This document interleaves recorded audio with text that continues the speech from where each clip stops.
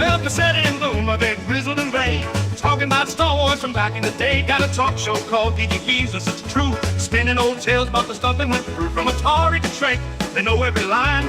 Geeky Geezers, man, they're feeling just fine.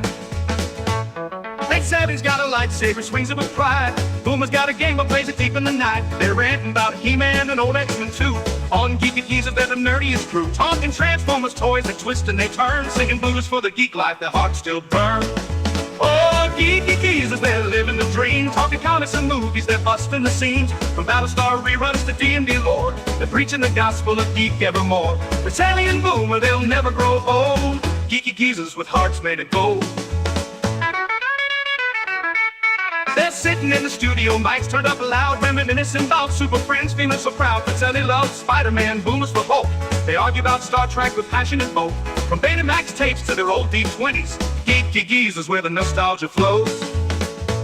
They got fans in the chat, from the young to the old, tuning in to hear stories that never get told. Talking Ghostbusters, Proton Packs, toys in the box, and Saturday mornings with cartoons that rocks. Pacelli and Boomer, they're keeping it real. Geeky Geezers with that old school feel. Oh, Geeky Geezers, they're living the dream, talking comics and movies, they're busting the scenes. From Battlestar reruns to D&D lore, they're preaching the gospel of geek evermore. Pacelli and Boomer, they'll never grow old. Geeky Geezers with hearts made of gold. They're singing the blues for the games that they play, for the VHS tapes and the arcades that pray. But the spirits are young, though their hair's turning white. Geeky Geezers keep the nerd fire alight, so tune in each week to the Geeky Geezers show, where Pacelli and Boomer let the good times flow. From X-Files to X-Men, they're dropping the news, singing praises of geek life with them old blues. Pacelli and Boomer, forever they'll be Geeky Geezers living wild and free.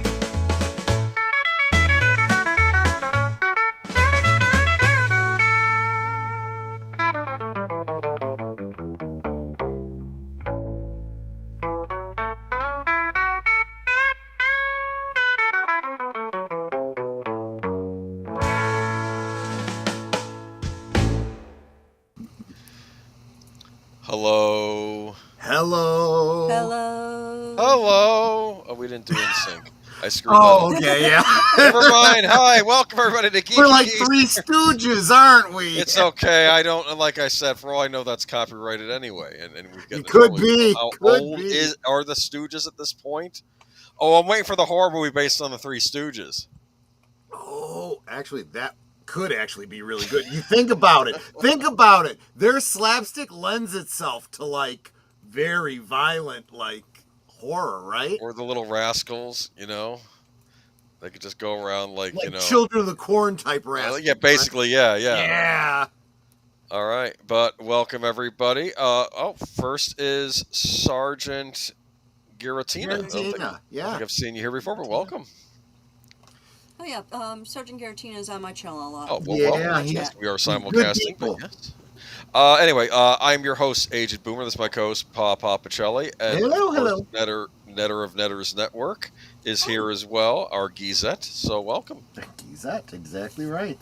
And we're going to talk about I think we have a special good old days, and it kind of surprises me we've never done this subject before. Yeah, I know, but, you know, sometimes something comes along and you just got to go, we got to talk about it now. But here's Big Al. Have a great show, Geezers. Hope everyone enjoys and has a great week ahead. Well, Absolutely. here's hoping. Absolutely. Just kind of got to get through it.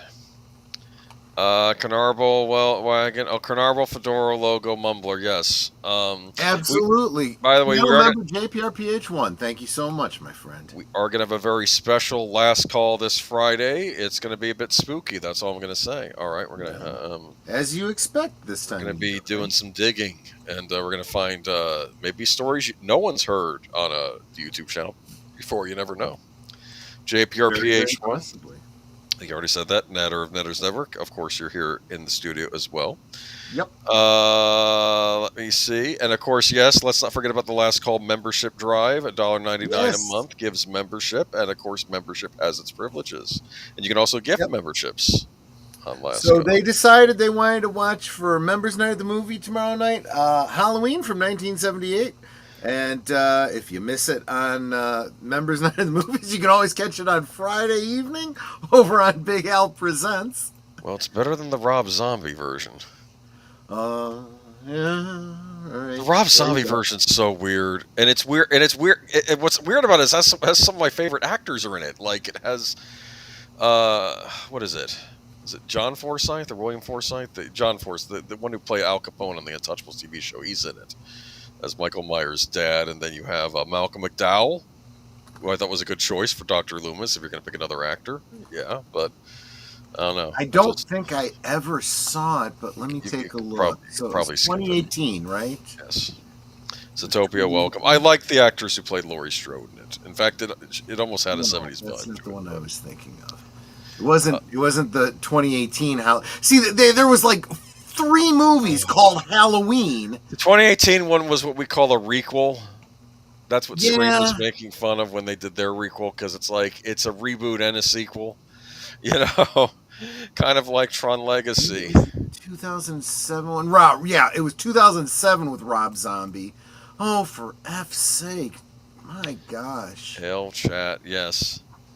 I'm Oh yeah, Malcolm McDowell, Dr. Sam Loomis. That's actually great casting. good cat. Yeah, Brad thought so Dourif too. as Sheriff Brackett. Yeah. Wow. There was some good casting in it. It's a I don't know. shame because I'm looking at this going, wow, great cast. You know what? Richard Lynch as Principal Chambers. My gosh. Danny Trejo. You know what? Don't take my word for it. Watch it yourself and see what you think. You might like it. Yeah, it's probably Okay, because I think it has its fans. So it just didn't do it for me. But I know other horror fans like it, and that's the thing about being a horror fan. Tastes differ. For instance, I love Halloween 3, though I know some horror fans were like, "Where is Michael Myers?" when they saw that movie. They were like, "I paid to see a Halloween movie, and it's got the dude from RoboCop talking about Waddles and Clay and the salmon." Salwin, I should say, right? That's what they called it in Ireland, right? Yeah. Back, I guess, when the Druids ran things, right? I guess. Because they stole a piece of Stonehenge. Welcome, Zootopia. Whenever I see that piece of Stonehenge in Halloween 3, I think of the Spinal Tap song, Stonehenge, where the Banshees. Have they released the sequel yet? I hadn't seen it. They did. It kind of came and went in theaters. I meant to see it. I that's couldn't too see it bad. opening weekend. I had a paper due, and then subsequent weekend, I think it just was not there. It was just Too bad. well, I should have made time, but you know. Yeah. Suzanne, welcome. Suzanne. Yes, welcome. Good to see you. You said I had Lynn Green, right? Yeah. I don't know. I feel like it should be a catchy name, like instead of Susan Summers, Suzanne Sumner or something. You know, like There you go. Anyway, but welcome here, Halloween night, 8 p.m. on Films at Friends, Halloween 1978. Yep. Okay, so well, there you go. Welcome everybody to Geeky Geezers. I guess we should now. Normally, we always start out these streams. If anyone is here for the first time, we like to talk about the good old days, to kind of reminisce before we get into the modern news of pop culture, which can be more miss than hit these days. But I'm going to get into it, and we're just going to get to it. We're going to talk about movie posters. I'll tell you, like you said earlier, I'm kind of surprised we've never talked about this before. I think we've talked about movies, and I would always show the poster, like when we do our summer of '85. True, or like true. Movies. Yeah, that's true. And we would probably mention the posters, but never specifically the posters. And I figured I'd start out with, of course, a Star Wars poster. And here's okay, so this is a great poster. Mm-hmm. This was the early, teaser poster. This was before they changed the title to Return of the Jedi. They were calling it Revenge of the Jedi. Now, look, there is actually a lot of merchandise out there that came out under the Revenge of the Jedi branding. It's not as uncommon as people think it is. This poster actually has a little bit of, I don't know if you'd call it controversy, but early fan nitpick, because you'll notice that the color scheme of lightsabers is reversed. Vader has a blue lightsaber, and Luke's has a pinkish red hue. and that's an artifact of the painting scheme that was used. You could see it's interesting because the background. I don't know how that's done. I don't know if that's airbrush or how it's done, but it's like a blue and red, and it blends into the blades, which is really cool. But yeah, in a reverse hue, and fans talked about it, and yeah, it is what it is. It's still classic. Nothing new under the sun with fans nitpicking things. Anyway, but this of course was hand painted. And that's the main reason I want to talk about. In the old days, posters used to be painted. We didn't get like the stock. I don't want to be crude and say like photoshopped images. And to be fair, there have been some photographic posters which I think look nice. Like the Batman Returns poster was used real images, but I thought it was a nice looking poster. I am not going to say that you can't use Photoshop to touch things up, rearrange things, whatever. But there's something to be said for, that Darth Vader's helmet, right, could very easily have been done through desaturation and pixelation and all that kind of stuff, and then adding the red hue. You could do that in Photoshop. That's not how it was done. This was literally done by hand. Did I ever tell you that I used to be a subscriber to the Intergalactic Trading Company catalog, and I think you also used to get this, didn't you? I believe so, yeah. And I remember one of the catalogs said, "We have some Revenge of the Jedi posters if anybody wants some." And I'm like, no, I'm not picking that up. It's not even the title of the movie. And not realizing now that that's probably a highly sought-after collectible now, isn't it? Having one of these possibly. Revenge of the Jedi posters. Possibly true, yeah. Oh, well, I was, 12 at the time? Maybe not even that. Probably 10. That's probably more accurate. So what did I know then? Anyway, moving on, though, I think of movie posters. I think of Indiana Jones. Look at this Temple of Doom poster. Look at everything going on in this image. Yep. And, of course, you have Kate Capshaw, which I don't have a problem with. No, absolutely not. And this is so this poster kind of tells the audience, it lets you know, it was PG, but it was letting you know that it's PG, but parents, maybe there's some stuff here you might not be too keen on the kids seeing, It's called the Temple of Doom. Of Doom, yeah. What do you think is going on there? There's some devil worshiping. There's some real doom being portrayed here for sure. And I was recently analogizing. I said that movie posters were kind of like book covers, right? Yes. This was your cover art for the story. In fact, better too back in the day.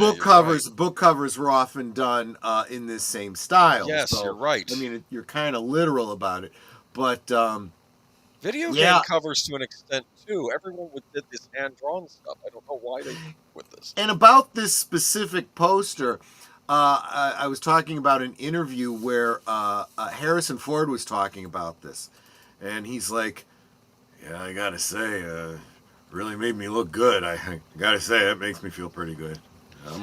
I never looked that good, but I'm glad I looked that good on the poster." Oh my goodness, he filters anyway.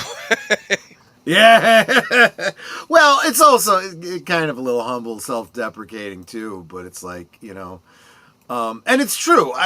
A lot of people have said that sometimes the artwork is a little bit idealized, right? That's true. I mean, think back to the original Star Wars poster, which didn't look they hadn't even cast it yet. Yeah, with the busty Princess Leia and Luke showing off his abs and whatnot, Exactly.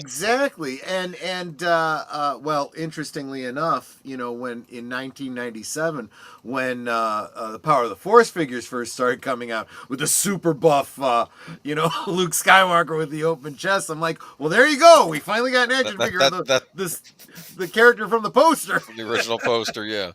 Let's see. Bob Peake and Drew Struzan were the two most influential one-sheet posters since mid-1960 on. I wonder if Bob Peake, because there's another post for Temple of Doom which I actually prefer to this one. Even it's the one where he's standing just with the does he have a sword in his hand, like a machete, and like the whip in the other hand, and like you see the vines crawling over the columns, and I'm like, that is so foreboding, and it's not as busy as this poster, but I like that one also. And of course, that summer we also had the Star Trek 3 poster, which I loved, which was it's kind of this weird silhouette of Spock, like almost done like with laser light. Oh, that's and then you had the Enterprise up in the one corner and the Klingon bird of prey down at the bottom. I love that poster too. Yes. But moving on, though, Indiana Jones big on. Here's another Indiana Jones poster, classic Last Crusade. I remember we used to have a copy of this in my basement. This one, it's got that retro style, yep. Which really evokes the pulp movies that, let's face it, Indiana Jones was meant to homage, right? Yeah, and look at this. You got everyone on here. You got Dr. Jones as his father. The Austrian babe at the bottom left there, and of course the Yahtzee guy in the bottom right, and then you have, of course, Sala and Brody. I mean, this just tells you, this has everything you want to know, and it says movie posters are exactly the book covers of movies, especially back in the day in the world with no television commercials.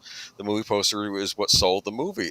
In many respects, yes, it did, and these were cool little collectibles, and again, these can now fetch a high price now. But I would also say too that sometimes movie posters sold you a bill of goods, right? Because you would go to see the movie thinking it's one thing because of the way it's portrayed, and then you realize it's something else absolutely entirely. Oh, that was looking at the VHS box art in the mom pop video store. You're seeing this amazing stuff, and then oh wow, this is not what the cover portrayed. But of course, I think this movie delivers on the poster. You got adventure, and I like the Sandy scheme going on here. Yeah, this is 89, when I think they were.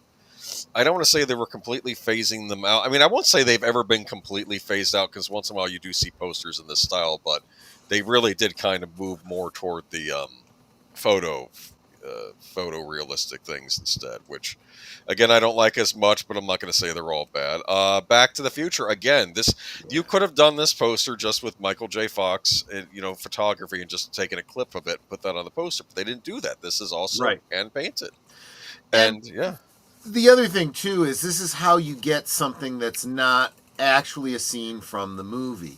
Look at the overlaying here. You've got the kid getting out of the car, right? Yep. With this burst of light coming out of it. There's nothing in the movie that's, quite like that. You've got the streaks of fire that probably is at the wrong angle for the car, but, and you probably wouldn't want to be standing in that streak of flame. Although there is that scene the first time when it, shoots right through him, and he turns and he looks, and he's literally standing in the fire. But you can see it's like a double exposure type of thing. The actor isn't actually there. So I guess this is evocative of that scene in a way. And then what? Looking at his watch, right? You could almost hear him saying heavy, right? That, repeated line. But looking at his watch, why? Because it's a time travel movie. Of course. And I mean, it evokes the movie, I feel, at least, if you've seen it. And even if you haven't, I think it piques your interest, right? Absolutely. Absolutely. And let me see. But Jessica Hardo, we table that. Table that for later. Put a pin in that, Put a pin in that. Laugh out loud. Back to the Future musical is better than the movie. I'm joking, y'all. I've not seen the musical. I will say this: Robert Zemeckis is always being bugged by the studio to do a sequel or a remake or whatever, and Zemeckis says no.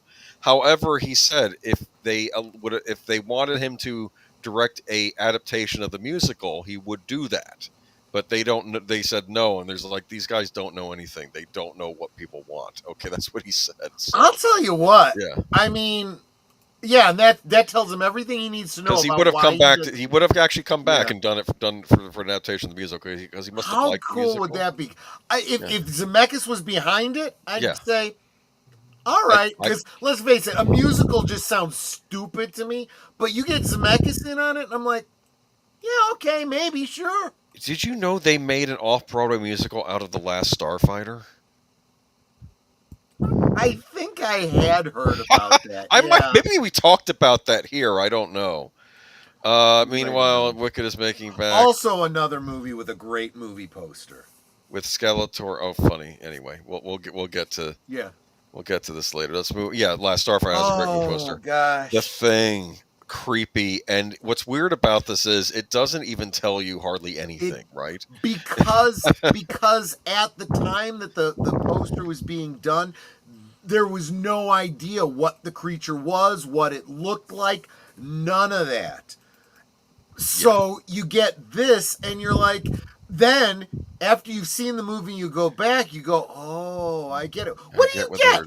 The artist had no idea. He was just winging it.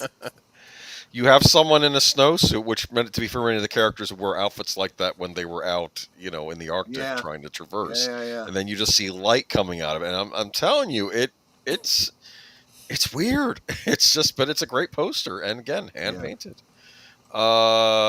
Sticking with the John Carpenter, we have Big Trouble in Little China. Yeah. That's a busy poster, admit it. That's so here is another one that is not there. Not a single one of those shots is actually a scene from the movie. So if you didn't have an artist rendition, you would never have gotten these particular poses. Kim Cattrall does not at no time is in that pose in that movie, but boy, it gets your attention, doesn't it? Perhaps she should have been. I'm just saying. And same with him. He's looking pretty good there too. Nope. At no point. But that's the thing about posters, though. I don't think they should necessarily be completely reflective of the movie. I think it's giving the idea of what you can expect from the movie. You expect adventure. You expect Kurt Russell with the gun, and well, here's the Chinese monsters and other things. I mean, it looks interesting. Yeah. If I hadn't liked the movie, I might be picking this apart and going, well, I don't remember that in the movie. I did like the movie. This does capture the spirit of it. And I swear in my mind, I'm like, I'm sure he was in that pose with that gun and the device in his other hand. Nope, it's not. But you kind of conflate the two. Kim Cattrall, kind of a bombshell. Yeah, I can see her in the, but not in this movie. Not really. Gracie Law. Yeah, it's a lot of fun. I like it when he's trying to explain. Can you explain to me what I saw there? I run over this guy and then lights coming out of his mouth, and it's like just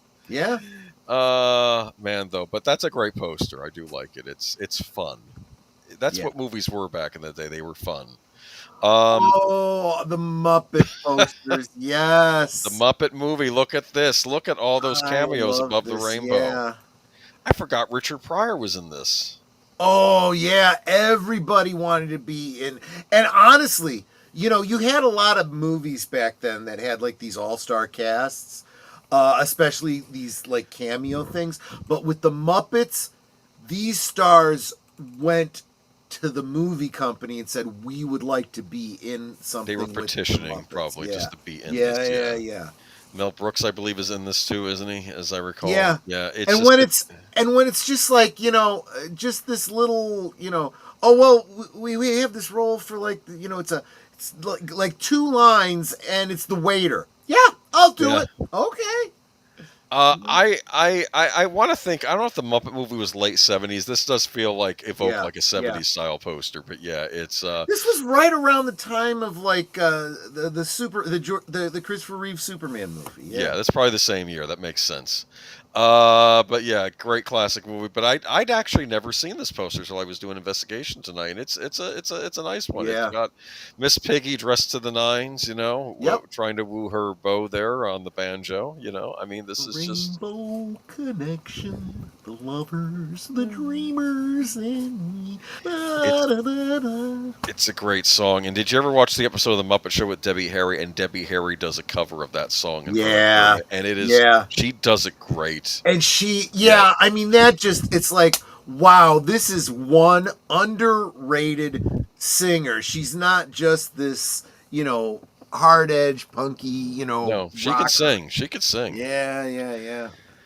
Oh, my favorite part, not to get off on a tangent, but I remember the Muppet Show when Kenny Rogers starred, and they did a rendition of The Gambler. And I often said, if they're going to do a rendition of The Gambler, I don't want, like, Fozzie Bear and others standing in for the people in the thing. I want like Muppet old men.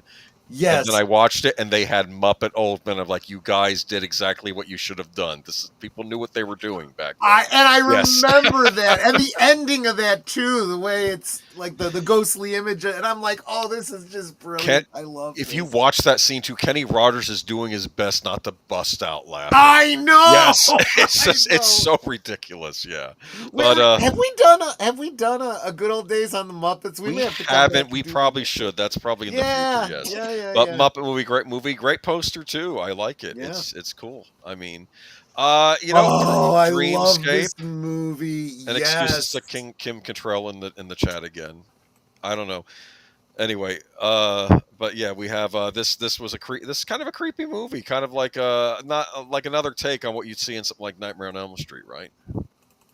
Yes, but kind of More of science a different fiction. take, because you've got you've got the hero character who is able to also go. Actually, you know what this is? This is the precursor to Inception. That's what this is. It's about people that can go into other people's dreams. And they kind of allude to a kind of MK Ultra kind of government thing where they people that have the skill to go into people's dreams can go into people's dreams and assassinate them, because if you die in the dream, you die in real life. Yep. So yeah, this was really using nightmares, using people's greatest fears against them. So but here's the thing about this poster, and you know where the inspiration comes from. It's got kind of especially with Kate Capshaw in it, you get this Indiana Jones vibe to it with the torch and everything. It's like might be a little misleading, but it's fine. And I might have said Kate Capshaw. I might have said Kim Cattrall. They have similar sounding names, though. Yes. Yeah, Kate Capshaw was married to Steven Spielberg. Yes, that's basically what he was doing while filming Temple of Doom. He was trying to woo. Yeah, well, let's face it, I can't blame him. I think he was recently divorced too, so I guess he was fair game. But batteries not included. This one is so sweet. The old couple in bed together. Aw, I think that's adorable. And what is that spying on them through the window? These days that's what you wonder. These days you'd assume it's a drone, but yeah, it's like a little UFO. Exactly.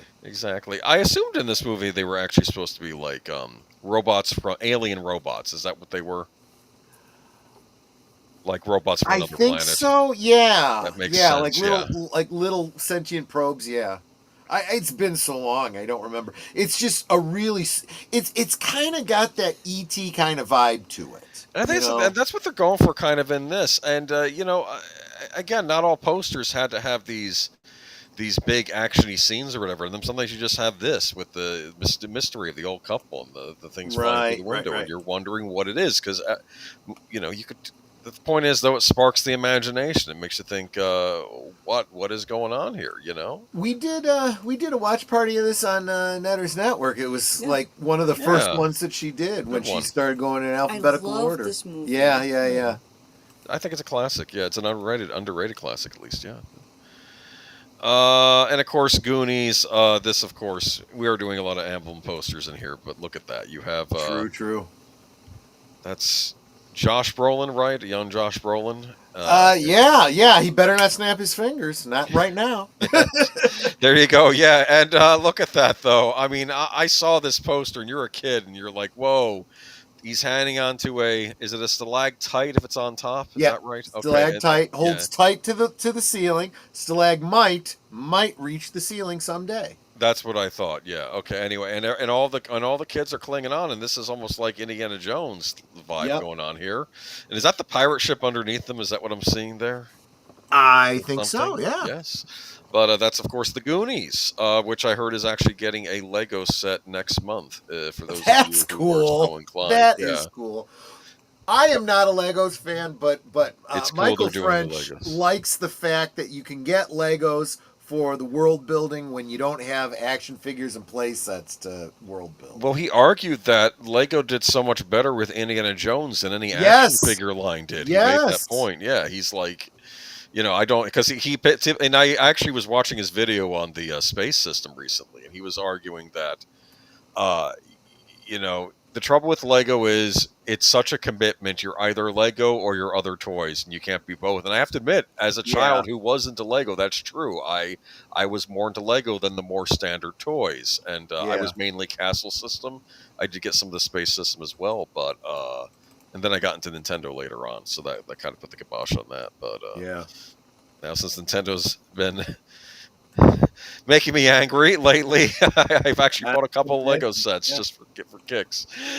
I'm probably regressing to what I was into before Nintendo. Anyway, though, Police Academy.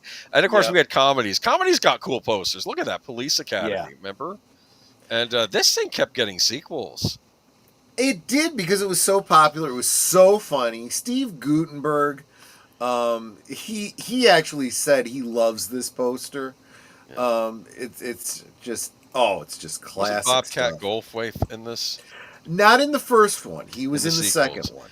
And the actor all the way on the right, bottom right, he was a common in the Police Academy movies.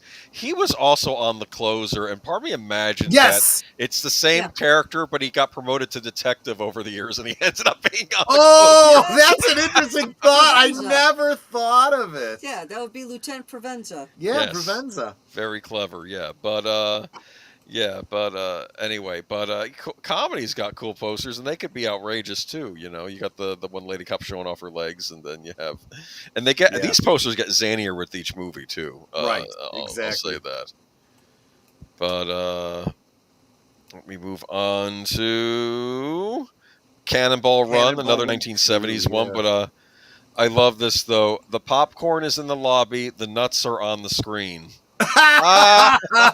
Cannonball Run 2. We had I think it had to have been on Big Al's channel that we just recently watched the first Cannonball Run. There's no other way to describe it than a screwball comedy. It is so funny. And everyone was in this movie. It's another one that Jackie Chan is in the bottom right. He was in this movie. Jackie Chan was in, the first movie had Dean Martin and who else was in it? Burt Reynolds. Well, obviously Burt Reynolds. Is that Shirley MacLaine? Was she in this movie? She's in the second one, yeah. Okay. But the what's brilliant about this, or maybe I'm mixing this up with Smokey and the Bandit. Well, there's also Dom DeLuise, I think, is in Cannonball Run, the movie. Dom DeLuise was in friggin' everything back then. And I'm not complaining about that, because I love Dom DeLuise. Oh my gosh, that guy could make me laugh. Oh, man. But look at this busy poster, huh? I mean, this just says, I want to see this movie. And that's kind of the way the movie was, right? There was, you go scene, and there was always something happening. It was always a different gag is what it basically was. Wasn't Ted Knight in this movie, too? I don't know. I think in the first Cannonball Run, Roger Moore was in it, almost basically playing a James Bond. Playing basically a James Bond. Yeah. I was told Police Academy movies were canon to National Lampoon. I actually... that's probably I wouldn't be surprised. Yeah, that makes sense, actually. And then we go into the 80s. There's the Better Off Dead poster. Yeah, we watched this one. I want to say this one was also on Big Al Presents. But even the teen movies got these drawn things. Look, there's a young John Cusack there among, and this movie actually had a pretty good cast. I think the actor who played Booker in Revenge of the Nerds was in it, and I like the actress that played the French exchange student. So did John Cusack. So. Yeah, and there you go. Coming to America. I love Murphy. this one and look too. at that. I know if you're looking at it from distance, they go, "That's just a photo." No, that's drawn. That is a drawing of Eddie Murphy on there. I think the background might be a photograph, but that's him drawn on there. I don't think so. I think that's. Was that another painting as well? Oh, might be. It absolutely is. Yeah. But Coming to America. So even the comedies would get these types of posters. It was incredible.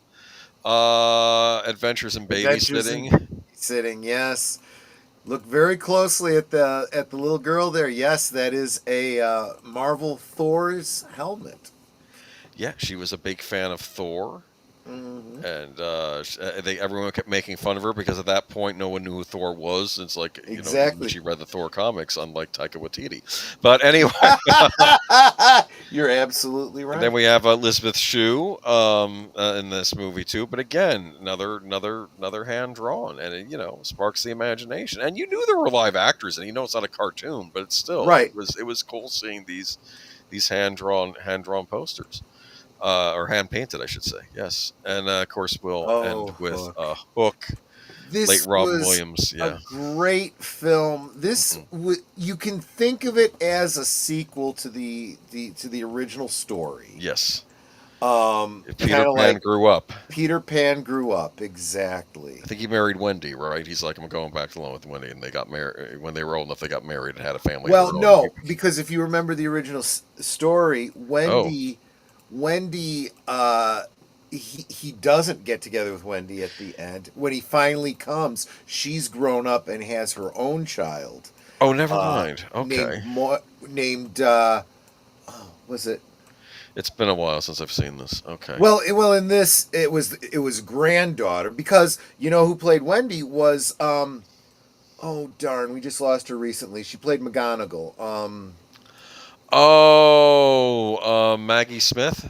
Yes, Maggie Smith. That's right. It was her granddaughter is named after. It takes her middle name Moira, and so when he comes back, he comes back and she's grown up, and he hasn't, and he wants to stay because, he wants to have a family, and so he grows up with Moira. They end up getting married, and he then forgets. Yes. But then he's called back to Neverland and New Adventure. Great story, classic. This was Robin Williams at his peak. Yeah. If you haven't seen it, you really, really should see it. Bob Hoskins as Smee. Perfect. Dustin Hoffman is Hook. Julie Roberts is Tinkerbell, I believe. Yes, she is. Oh, and she. I don't want. If you haven't seen this movie, I don't want to give anything away. And of course, various Lost Boys. And of course, what's interesting is there was a new Lost Boy leader that took over after Peter left, and there was like a rivalry there. You almost feel like there should have been a sequel, like there was another generation in Neverland. Exactly. But great poster though. Look at this, and you got the Hook in the middle. You got Dustin Hoffman to the left.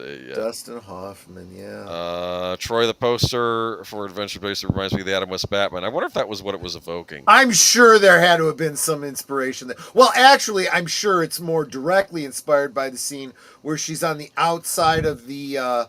I'm forgetting the name of the building.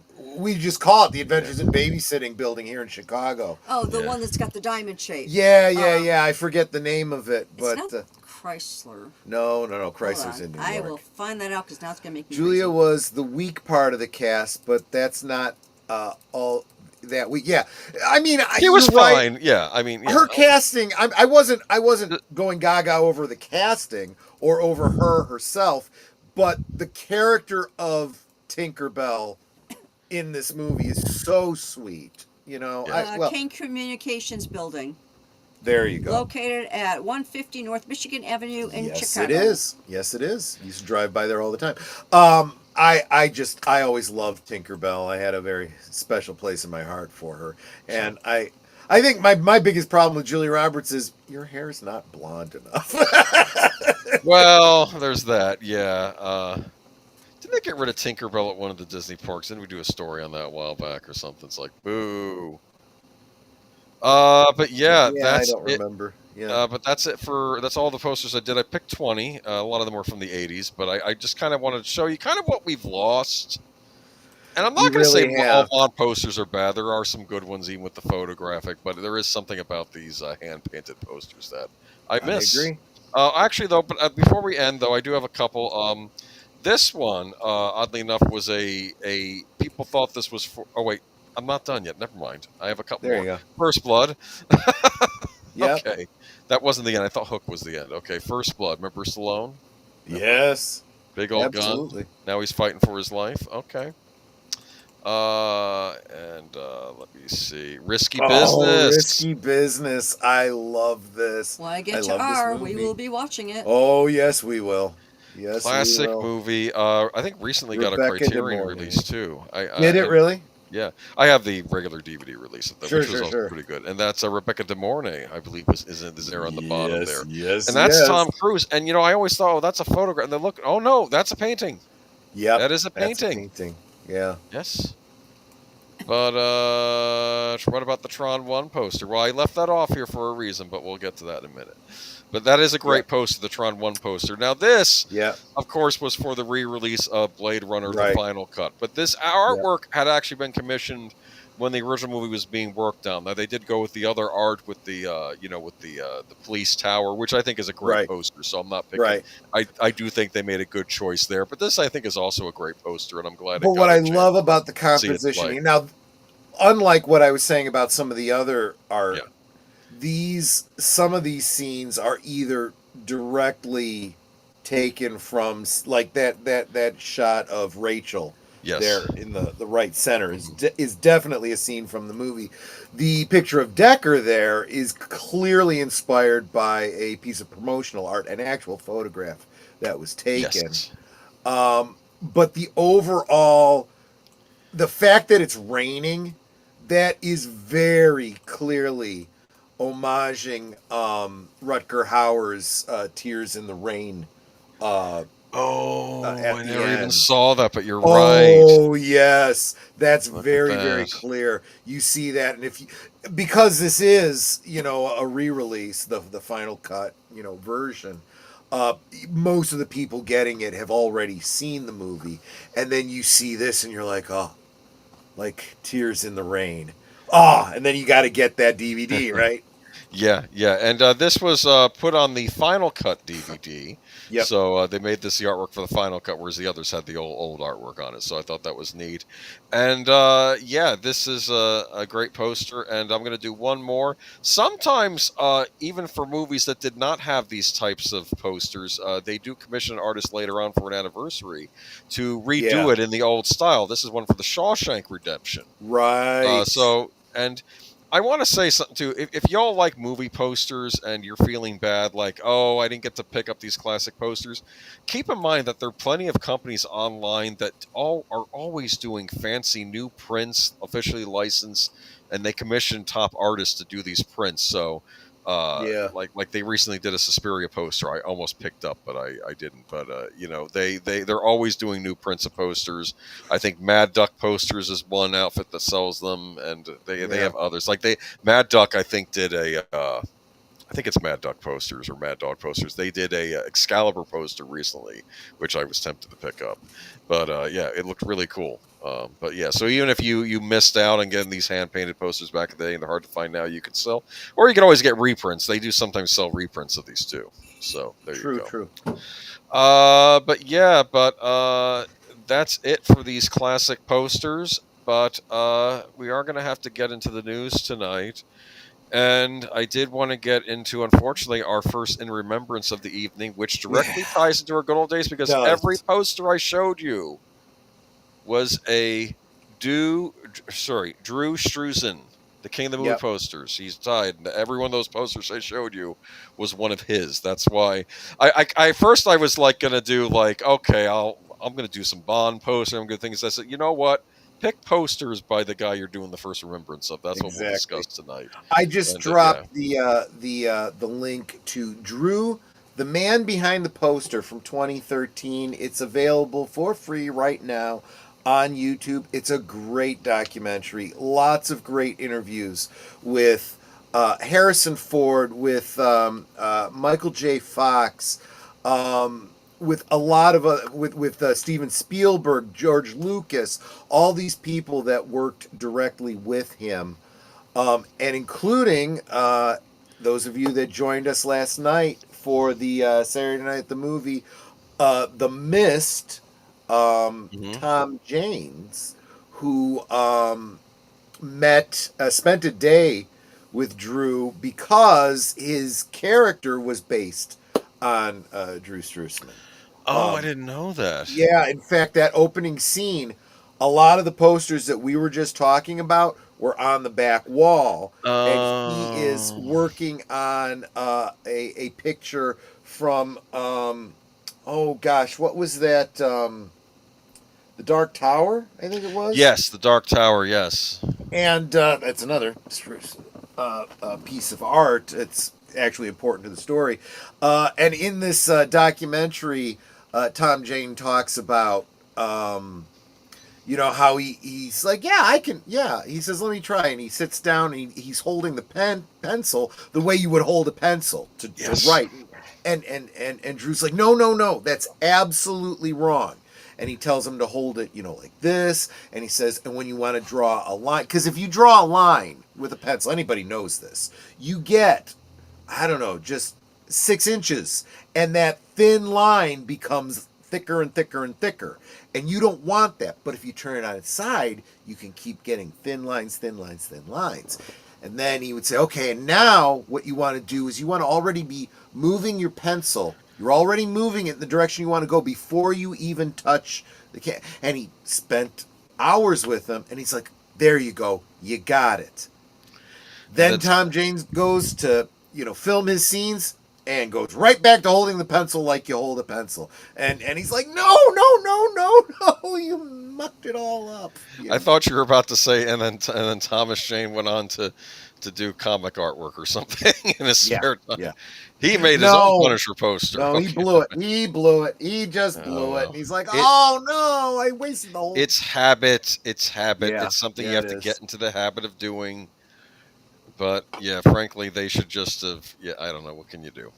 It's like how people complain about how sometimes in movies they don't handle guns properly because they're. But yeah, rest in peace, Strusen. Let me see if I get his name right. And frankly, he's been around. That's actually from the special edition re-release of Star Wars: A New Hope back in the 90s. Remember when those posters came out? Yep, absolutely. I remember those in theaters. I thought it was interesting because on Empire Strikes Back poster it had the new Emperor as opposed to the one that was in the movie. If you look at this piece of art that you have up right now, you look at the stars on the left side and the direction that the ships are going.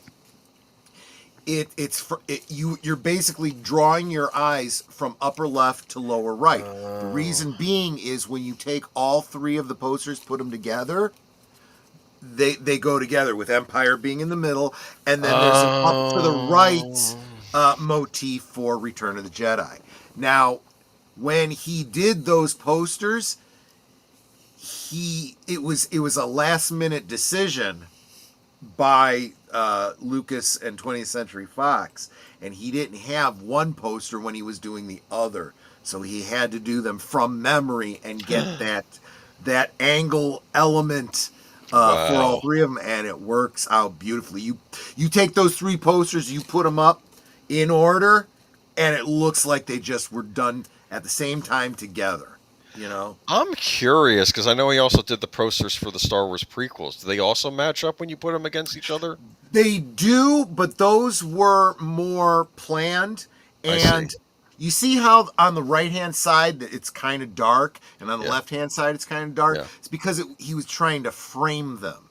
Whereas when he does the prequels, it's like they're coming out of that frame. So there isn't as much of that side to it. That was, again, a stylistic choice. And then, of course, whatever I think about the sequel trilogy, it was great that Disney hired him to do. Oh wait, no, they didn't, because they did the stupid photo posters. That should have been the sign something was wrong right there when they didn't go with hand painted Star Wars posters for their movies. That should have been a sign something was wrong. And I want to say that his last poster was that Hook one, but it maybe no, it was these came after that. The Star Wars prequels came after that.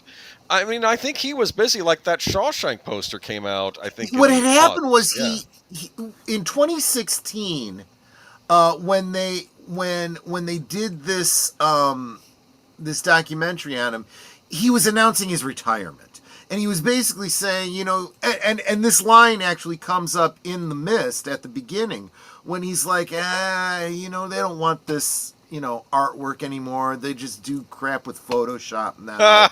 and he had actually said that in this interview, and he's like, I'm just gonna retire, But then he kept coming out of retirement and doing, like this. He did these as a special, re-release, and he'd do other things, and he did a lot of the artwork for the expanded universe. I was talking about this in my Liquid Lunch last week. Like the courtship of Princess Leia and stuff book art, yeah. What's terrible, and this is why, guys, I say it and I say it and I say it, and I'm going to say it again: own the physical media, own whatever it is, whether it's the book, whether it's the DVD, whether it's the poster, whatever it is, because if you own it if you own a digital version of it on your device, whatever it is, they can take it away from you at any time. And I think, tell me if you're still here, Lynn Green, I think it was Lynn Green who was telling me about this. Her digital copy of The Courtship of Princess Leia had the original Struzan art, and then suddenly they updated it with the new artwork. And awful. She's like, no! Some awful Photoshop nonsense, probably, right? Yeah. No, it was a different artist. Okay. It actually draws a lot more. So I was doing an analysis of the, or critique or commentary, whatever you want to call it, of the original artwork for the Courtship of Princess Leia. And I said, you look at this picture of Harrison Ford, you can tell he was using an image of Harrison Ford from Blade Runner as his inspiration. Okay, that's fine. The image of Princess Leia is an action pose from Return of the Jedi when she's in like the metal bikini, but she is drawn with a wedding dress on. An outfit that she never had before. And then there's a character from the book that's an original character and stuff like that. That is great art. It's like the evolution of these characters. And then some of them are the same characters, but they're aged up a little bit, and whatever. So that's why that piece of art is so wonderful. Then when they re-released it, it was Princess Leia in the Endor helmet, and it's all reuse of Return of the Jedi art, and they throw the Rancor in there because actually the Rancor does show up. Rancor does show up in the Courtship of Princess Leia. Oh. By the way, those of you that are talking about the cartoons and the cowboy hat moron who is now in charge of Lucas Stories and the Witches of Dathomir, well, that started in a much better form in the Courtship of Princess Leia. And I'm sorry, I've gotten off on a expanded universe tangent. I didn't mean to do that. We should focus on the art. Not even Photoshop I can almost draw as well as the crap on These new covers, yeah. Well, maybe they were using AI. I kind of felt the same way about the covers for the Heir to the Empire trilogy. They were good, but they weren't great. They were... Yeah. They weren't like this, where you look at it and you think, is that like a desaturated photograph? No, that's a painting. Yeah. And I will say this. I remember when I got my Star Wars DVDs when they had a re-release, not the main set, but when they came out later on, when they included the non-anamorphic widescreen version of the original trilogy, which is useless on a high-definition TV, but they at least were ports of the Laserdisc copies. And they also came with, of course, the regular movie, which was the special edition with Hayden Christensen at the end of Jedi. Don't get me started. Anyway, but the covers on these discs were terrible. Yeah. Because they were like Photoshop versions of like the original movie posters. I'm like, what are you doing? And then you look on the inside and the inserts were the original artwork like from the 70s and stuff. Like, why didn't you put that on the cover or give me a reversible cover at least? Yeah. So I could make it the actual. And Lucas, you own this stuff. It's not like you're having to pay anyone, I think. I don't get it. By the way, Drew Struzan, he did do one of the original Star Wars posters from 1970s, I think. It just wasn't one of the more well-known ones. Maybe it was he did Mexico it for or something, or No, he did for the 10 years. I can't remember which re-release it was for, but it's the one that's referred to as the circus poster. I see. In the style of the old circus, and he did it with another artist. Maybe someone can help me with this. He used, pencils and crayons and so forth, and this other artist used airbrush. And they combined their styles. Oh, very neat. So they worked on different parts of the poster, and it turned out really, really good. Drew did part of the Style D circus sheet. That's very cool. That's what it's called. And it's that poster, like if you saw it, you'd recognize it. You'd know it. And in fact, he talks about it on that documentary that I shared the link for. When they finished it, both of them kind of screwed up because they got so into the art that they were doing, they forgot they were doing a movie poster. And you need the room at the bottom or the top or wherever to put the words, Star Wars and, the scroll of, who's in it and stuff like that, or whatever the words are. And he's like, oops. So he said, okay, here's what we'll do. And he just framed it. And then he added some art around the side with Obi-Wan and stuff, as though it was, and very desaturated. And that's what makes it look like so it looks like it's a poster within the poster, which makes it look like that circus style, the circus poster style. That's why it looks, and that's really what made it iconic. Yeah. And yeah. Yeah, and it's a great little poster in its own right. And he did a Raiders poster, but it wasn't for the United States; it was for another country. That's why I didn't include it, because someone else did the original Raiders poster, which is also a great poster. But there are other great poster artists too. I'm not just focusing on Drew. Well, I am focusing on Drew here because we are focusing on Drew because we will never get another piece of unfortunately Drew not. Artwork. He has passed away. Strussen's career spanned decades. Thank you. Thank you, David. That was the other artist.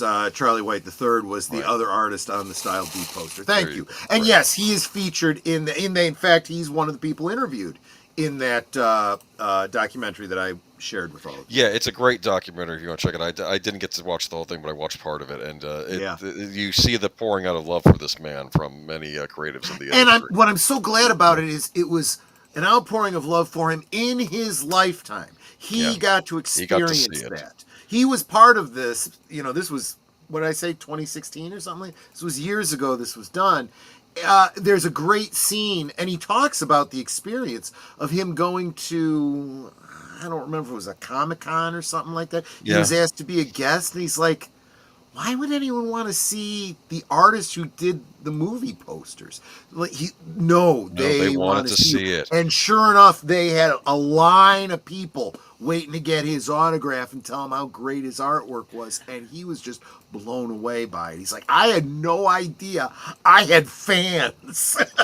there was a guy years ago. I mean, there was a guy that was the artist for a lot of video game artwork for the NES, and he had no idea that he had a following. And they did a mini documentary on him, and he said, "Well, I didn't have video games growing up. When I came up with this artwork, I tried to think when I was a kid, playing with my army men and things. What would I have wanted to see, like in this game called Contra on the poster?" And that was where his imagination got spurred from. But unfortunately, Struss official it was heavy heart that tell you that Drew Strusman has moved on from this world as of yesterday, October 13th. Statement reads in part from his official Instagram. I feel it's important that all of you know how many times he expressed me to the joy he felt knowing how much you appreciate his art. Strusman's career spanned decades of illustrated works, crafting theatrical posters for some of the most iconic pop culture hits of all time, from Back to the Future, Blade Runner, E.T., and many more, before he formally retired in 2008 after his work on Indiana Jones and The Kingdom of the Crystal Skull. He did the artwork for that poster. It's interesting. I went looking for his E.T. poster. I couldn't find one for the theatrical movie, but I think he had worked on a poster for Universal Theme Park E.T. ride, and that was his E.T. artwork. So that was interesting. He will perhaps be best remembered for Star Wars as the artist behind some of those famous posters in the entire saga, first joining the Galaxy with the 1978 re-release, working with Charles White III on a new one-sheet, the famous circus poster depicting Luke and Leia as they appear to swing across the Death Star's chasms. And from there, Susan went on a dozen more posters for original saga, as well as defining pieces of art for Indiana Jones. And Strussman would come out of retirement in 2015 to illustrate a special poster for The Force Awakens, his final artwork for the series. So I guess there was a Force Awakens poster that had his artwork on it. Strussman is survived by his wife Dylan as well as his son Christian. Our thoughts are out to this family at a sad time. He really was a legend, and he will be missed. But again, unfortunately, I don't want to even say photography killed the the movie poster artist, because photography laziness, Laziness. and penny pinching is what killed. They had photography back in the days of early Hollywood. They could have been doing it then, but they decide, no, we're going to class these up and make them paintings. And then they wonder why their industry is dying now. Yeah, exactly. Because they've pinched all the corners. And it's not, we've talked about this before. Going to the theater used to be, I mean, it was still cinema, right? But cinema was still grand. You know, it wasn't live theater, but still you dressed It was a big up deal, nice. and it was you went to dinner beforehand, but yeah, and the stars were stars, right? And it's become so droll at this point and so common. They've gotten to the point where they now have no defense against the AI onslaught that's coming. I heard that the Hawk-Tuah girl was being cast in something, and I'm like, wait, what? I'm thinking, why isn't she in jail for the crypto scam stuff? It's like, and then they have no idea. It's because of Instagram followers now. So there's no mystery anymore. I'm telling you. Although she's probably being cast in something that you got to be 18 or over to watch. I didn't go looking to see what she was cast in. I know. You might find out. Exactly. Let's not go there, please. Okay. Drew sorry, we already talked about Drew. Let's go to another famous, Ace Frehley, 74, co-founder and lead guitarist of the legendary rock band Kiss and a member of the Rock and Roll Hall of Fame, has died following injury suffering during a fall last month. According to a statement for his family, he was 74. Frehley's family wrote in the statement, "We are completely devastated and heartbroken in his last moments. We were fortunate enough to have been able to surround him with loving, caring, peaceful words, thoughts, prayers, and intentions as he left this earth. We cherish all of the finest memories, his laughter, and celebrate his strengths and kindness that he bestowed upon others. The magnitude of his passing is of epic proportions and beyond comprehension. Reflecting on all of his incredible life achievements, Ace's memory will continue to live on forever." Is he the first member of Kiss that's passed away? Let's see. Gene Simmons is still alive, right? He's still alive, yeah. Peter Criss? Paul Stanley? I don't know. I think they are. I could be wrong. But this is a big deal. I'm sorry he passed. I mean, that seems young too. But I guess he had, because this was an injury related death, though. I think just prolonged from a fall, unfortunately.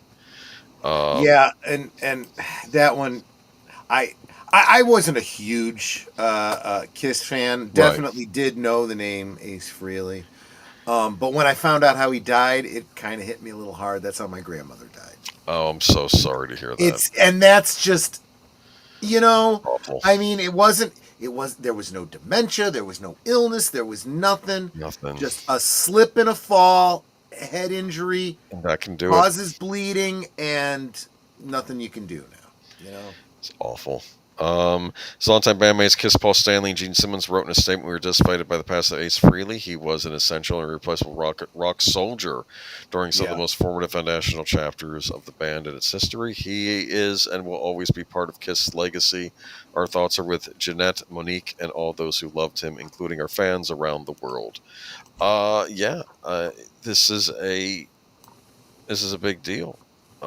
Kiss, who performed in theatrical makeup and costumes, received little respect from music critics and the rock intelligentsia. I just want to punch the rock intelligence. I don't know. There's something about that phrase that makes me want to punch somebody. Their impact and influence on a generation of musicians and fans have been immense and enduring. The band's songs are in many ways a gateway for their concerts and larger-than-life mystique. In an era that preceded MTV, their performances were almost overwhelmingly visual and experimental, with explosions, fire-breathing, smoke-spewing guitars, and fireworks. Yet the mystique of Kiss was key. The band members' faces were not revealed for more than a decade, by which point Frehley and drummer Peter Criss had had left the band. Freely was known as Space Ace and cultivated an otherworldly image. I mean, these guys were huge during the 70s. Yeah, right? and I mean, I have to admit that I was talking about this. Was it last night, or did we talk about this on Friday? I don't remember. We were maybe briefly, yeah. and I did have a tendency to confuse the characters, not the people, but the characters they played. Ace Frehley's and Paul Stanley's. Right. The Spaceman and the Star Child. I often confuse the two because there was a similar theme there. Right. So, yeah. But, So basically, Ace Frehley had both of his eyes made up, and Paul Stanley just had his right eye covered with a star. remember though, they were on that Paul Lynde Halloween special we watched last year. Remember? That is right. They were. Do you remember when he was interviewing them? He's like, "Oh, I love how you do your makeup," and then he said, we don't wear makeup." Remember they said that to him? I love that. Oh, okay. But I'm telling you, we are losing legends now, and We are. it's just sad. Like, I mean, I know Kiss has had its detractors and people love them. Like, I had a cousin who was obsessed with Kiss, favorite band ever. So I mean, it's just as is. Okay. The 1970 live set Kiss Alive, driven by supercharged versions on Rock and Roll All Night, combined with memorable television appearances and Alcon's business savvy default, the band is superstar. The core audiences were teenage boys who were delighted by their parents' mortified reactions to this loud and heavily made up group of freaks. Yeah. The band's painted faces soon began appearing on jean jackets across the United States, and their iconic logo with a pair of lightning bolt S's purloined from David Bowie's Ziggy Stardust era on untold thousands of high school notebooks. The band united with Alice Cooper, Lou Reed producer Bob Ezrin for their vitally important follow-up studio album Destroyer. So yeah, there's some great detail in this article if you want to read about Kiss. Yeah, rest in peace. And this sucks, man. It sucks. That's why I hate to say this. This is why I wanted to go see that Billy Idol and Joan Jett, because I'm like, if I don't see these now, I may never get a chance to. You know, it's like it. Oh, there was a Kiss crossover with Scooby Doo. Yes, there was. Yeah. And there was the movie we never got. I think it wasn't Family Guy that imagined it. Kiss Saves Christmas. That would have been funny. Wouldn't it have been awesome? I would have loved that. Phantom of the Park, not Phantom of the Amusement Park. Of course, you're close. That was a made-for-TV movie. Did you ever see it? I did. I don't remember it very vividly. Not to be confused with Phantom of the Paradise. I think there's evil robot versions of Kiss in this made-for-TV movie, and like these kids are investigating it. Was Scott Baio in it? I seem to remember Scott Baio being in it, but maybe he wasn't. Wouldn't be surprised. But what did I want to say though? There was a wonderful episode of one of my favorite series, Millennium, which had all four members. It was a comedic episode they made, because once in a while, like on the X-Files, they would do a comedic episode of Millennium, even though Millennium was very stark and serious, and they would do a comedy episode. This was about them. Some Hollywood producer was making a movie based on one of Frank Black's old FBI serial killer cases, right? And of course, they're Hollywooding it up. And of course, they have to insert Kiss in there because, you know, it's happening at a Kiss concert. That didn't happen in the real events or whatever. And oh my God. all throughout the episode, not only do they have Kiss singing at the end of the episode, but during the episode, you have members of Kiss playing characters or like suspects in the background, like being interviewed about, oh, he's the killer or something. You know what I mean? It was kind of funny, yeah. There was a this wasn't Ace Frehley. This was Peter Criss. He appeared on an episode of. Do you remember the show on PBS 321 Contact? Yes, I remember that. Yes, I do. There was the girl named the hostess named Trini went to the Kiss concert, and they were demonstrating the synthesizers, the electronic music, and the voice altering. You know, because it was an educational thing, and it was really, really cool. Yeah, and Very of course, cool. This was, I think, after they'd done the face reveal, but they were still mostly known for their makeup. But of course, he appears without the makeup because it was meant to be like behind the scenes kind of. Behind the scenes, right? Yeah. But yeah.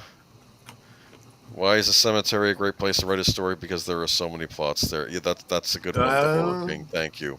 That I'll is remember good. that one. Mm-hmm. All right. Just don't sleep in a cemetery for kicks. You might not wake up the next day. Okay. Anyway. Speaking of, well, no, let's not be rude. Okay. Microsoft denies U.S. retailers have removed Xbox products from stores. So all You throughout first sent this to me, and I thought, well, of course they do. I mean, for marketing reasons, they can't admit to it. So I'm trying to figure out what the truth is. Now, I've seen people online, and they've been writing it. They're saying, like, now, are Target and Walmart officially pulling them? That was something that was floating around. But people said, I've been by these stores, and the Xbox selections are looking pathetic. Like, they're cannibalizing the Xbox displays to put PlayStation and Nintendo stuff there. You know? Okay, at the risk of getting ahead of you, Yes. I am going to say, and I can't speak to Walmart because I almost never go to Walmart. Yes. But Target, you know how I am with Target. I hate Target. I won't go to Target anymore. Yes. Target cannot manage to keep things in their store. Their shelves are bare. Nobody does any work there. Can you tell me when you're getting such and such? No, we can't. We don't know. Can you tell me what other store? No, we can't help you with that either. Screw you. Which is the worst is when Target has a friggin' toy exclusive. I've talked about the Star Wars ones, and now there's one with Superman and Batman. They did the Christopher Reeve Superman, which got completely cocked up, and everyone was pissed because they couldn't get the figures. And now they're going to do the same thing with Batman '89. So Target stinks. I got you. They absolutely do. And if Walmart isn't any better, I'm not saying they are. I'm not besmirching Walmart because I don't know. But if they're anything like Target, then to hell with them too. So here we go. Microsoft has refuted claims U.S. retailers have withdrawn sales of its Xbox Series X and S consoles, insisting major chains remain committed partners for Xbox consoles, accessories, and games. After Costco reportedly stopped selling not reportedly, they stopped selling them. Yeah. Both its online and physical stores. Is that like the reporting version of allegedly in legalese? Well, I feel like the head of Costco saying, "Now we're removing them from the shelves." Okay, so allegedly you're removing them from the shelves. No, we are. No, but I'm not going to. We can't make a definitive statement. I'm making a definitive statement. We're not selling Xbox anymore. And Jesse Guajardo says, Troy, I had a hard time collecting Jurassic Park toys from Target. Look, the problem with these stores, when you can't find them on the shelves, the only way you can get some of this stuff is to pay extra to the scalpers. That is the problem. This is why I hate Hasbro. I'm starting to hate all of the friggin' toy companies. Why would you go into an exclusivity agreement with a company like Target? All you're doing is you're giving money that you could be getting from toy collectors. You're giving it to these third-party scalpers. Brilliant. And you're pissing off all your... There's a lot of collectors that get so pissed. They're like, you know what? I can't get it. I'm not going to bother. I can't get this wave of these figures. I can't catch them all. So screw it. I'm not going to get any of them. Isn't Hasbro the same company that sent out like the Teenage Ninja Turtle lair to people that weren't supposed to get it, and then they said, we want you to send it back to us, or we're not going to let you order things? I want to say that one was Mattel. No, Hasbro was the one that sent the Pinkertons after someone who got cards early or something like that. Yeah. So they're all, both of those companies are as bad as the politicians in Illinois. So now in a statement provided by Windows Central, Microsoft spokesperson dismissed the rumors by saying Target and Walmart, among other retailers, remain committed partners for Xbox consoles, accessories, and games. The rumor arrived on the heels of not one but two recent price rises in the United States, and news Microsoft has raised the price of subscription service Xbox Game Pass, which is its most expensive tier. You know, I'm sorry.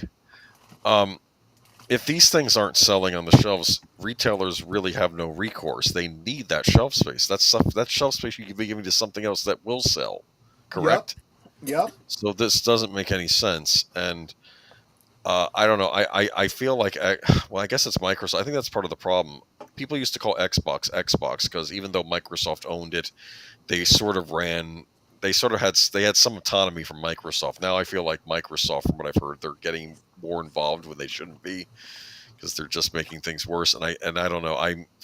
I know we mentioned with regards to Bob Chapek when Disney was going to the iceberg that it's time to steer and get out of the way. But I feel with Microsoft and Xbox, they're thinking, go right into the iceberg. We can break through it. That's what I feel they're doing, but I don't know. Gosh, no, yeah. So you give them the best benefit of the doubt. You know, they're saying, look, if you can't supply us with what we need, we'll put something else up because we got to sell stuff. But the other thing is, you know, Real once Ed you get Nation, in the store. Nation Gaming Fest. I was at Target today. You know, if I have time, I need to stop in a Target and see if they have any Xboxes. All the word, including what we're hearing now, is that they don't have this stuff. Or maybe they have it in a corner somewhere. You have one Xbox and 5 copies of Assassin's Creed Shadows. No, jeez. But I'm telling you guys, you do not patronize Target. Let them die. Seriously. Okay. So anyway, that's the latest word in the Xbox saga. I actually don't like the fact that Xbox is floundering like they are. You actually want all your game companies to be doing cool things so they compete with each other and make their own stuff better. Yeah. But I feel like nobody wants to compete anymore. What's that old expression? Like I said, it's lazy. The competition is my friend and the customer is my enemy. You know? That's what it's become, yeah. Yeah, they push too hard on customers when they raise the prices. I think so.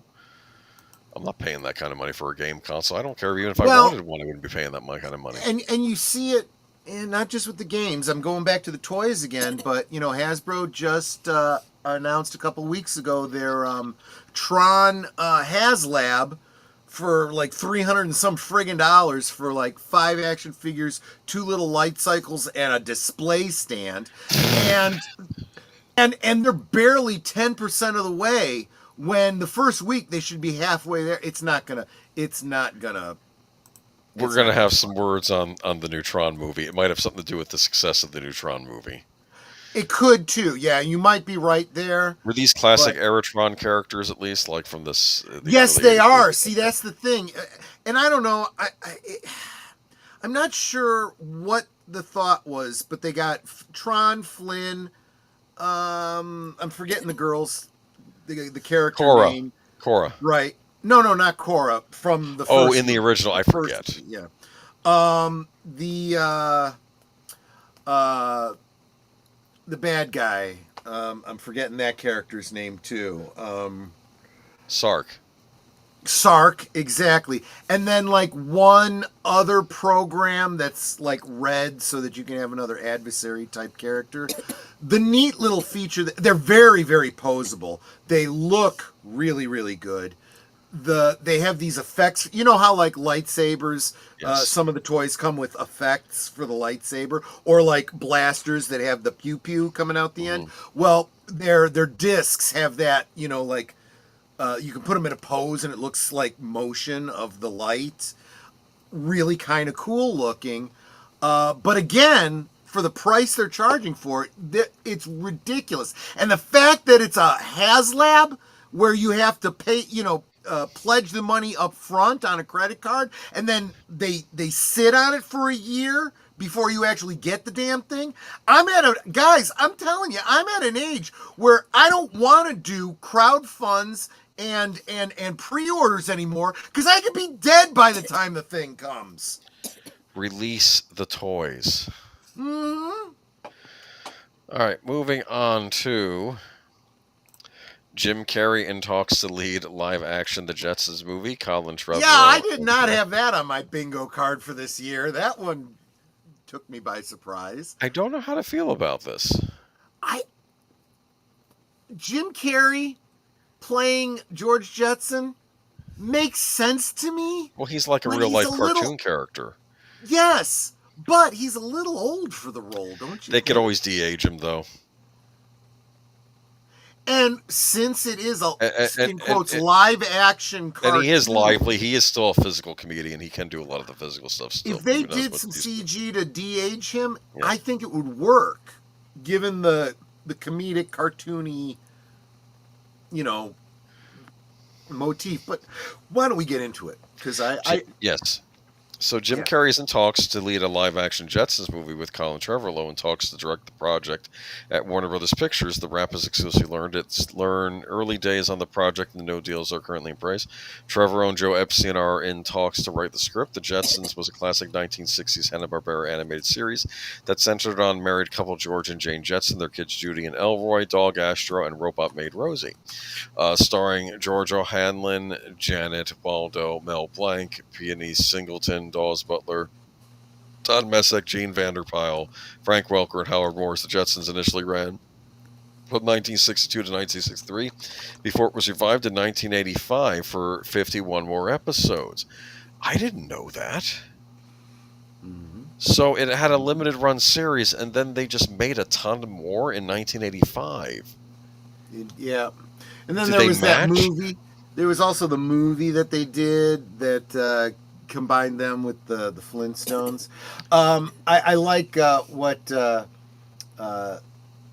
Samuel Procter said. Makeup is better than de-aging CGI. I said yeah, and lighting. And then I started thinking about it, especially regarding the art that we were talking about. I'm like, yeah, but now I think we've lost the talent in both makeup artists and lighting artists to be able to de-age people. Now they constantly rely on CG. That's all there is now. I don't think he looks terrible for his age, and they can do stuff with makeup, so it might work. Yeah, I mean, he plays Dr. Robotnik in the Sonic movies. But this is what I say. They can do it with makeup, but they'll friggin' do it with CG, because that's what they do now. Hard to tell. It depends on what Colin Trevorrow has planned. Carrie's other credits throughout Legendary career include The Mask, love The Mask, Dumb and Dumber, How the Grinch Stole Christmas, Ace Ventura, Pet Detective, name a few. All the old movies. Carrie's films have been grossed $6 billion at the Royd office. He is rep by WME attorney Deborah Klein.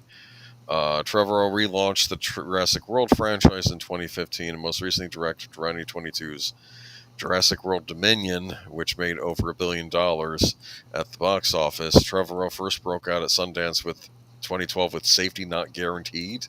He did that movie and also signed on to direct an untitled conspiracy thriller at Paramount Pictures. He is rep by... Wait a minute. Was he signed on to direct an untitled conspiracy thriller at Paramount Pictures in 2012 and they're still working on it? Could be. Could be. It's all about a MySpace killer, Oh God! All the kids are on MySpace. I'm sorry. Can you see it like MySpace, Facebook, X, Instagram? They're changing it. They got to keep updating it. TikTok, yeah. Oh my goodness. Okay, so I don't know. This is going to be hit or miss. That's how I look at it. It could be great. You could really poke fun at like futurism, especially like 1960s era futurism. So there could be a lot here for comedy if they want to go that route. We'll see, and maybe pay tribute to the original cartoon. So we'll see. Okay. This is from our the good people at WDW Pro, right? This is that Park Place. The Park Place, yeah. Okay, so Forbes claims James Gunn's Superman lost money in theatrical run. Yep. You know what? This is dawning on me. I don't know what a hit is anymore.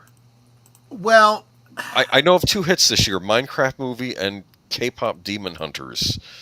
And I'm not even saying this is necessarily my fare, but those were the big hits I think of from last year. Yeah. And K-pop didn't even have a theatrical run, really.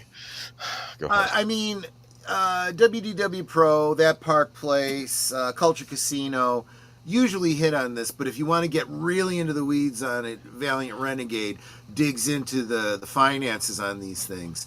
And they've all been ahead of the curve. They all said that this movie probably lost money or just barely broke even.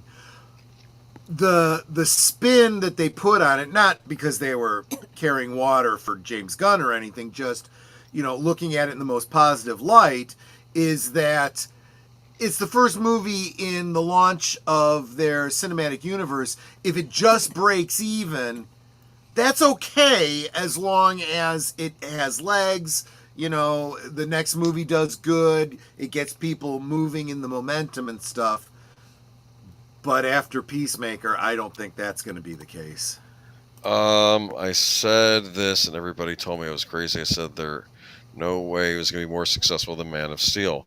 Let me read into this article. Let's see what they got.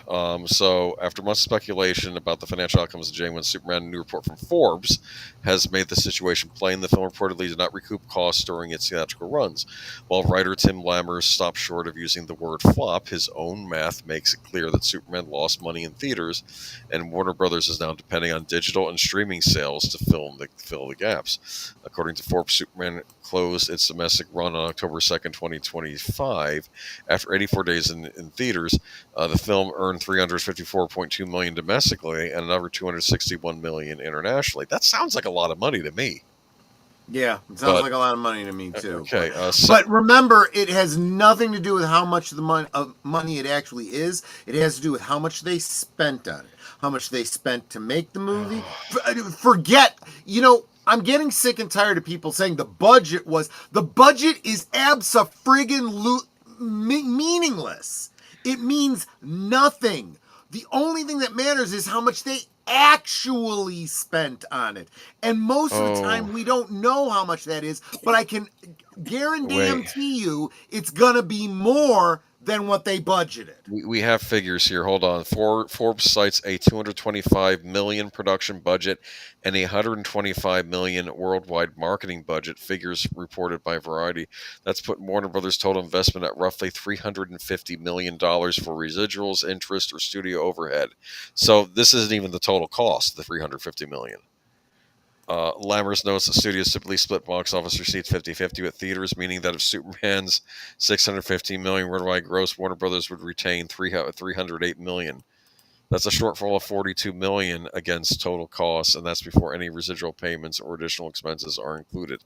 So here's my question: was it just not successful enough? Did it have to do like Avengers Endgame money for them to be screaming hallelujah? I don't know. This is just.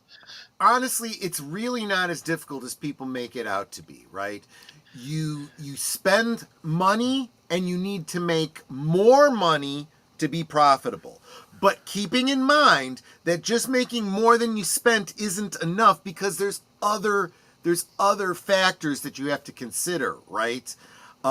Like, for example, let's say they budget $250 million, okay? And they actually spend $350 million, right? So they've taken out loans for $350 million.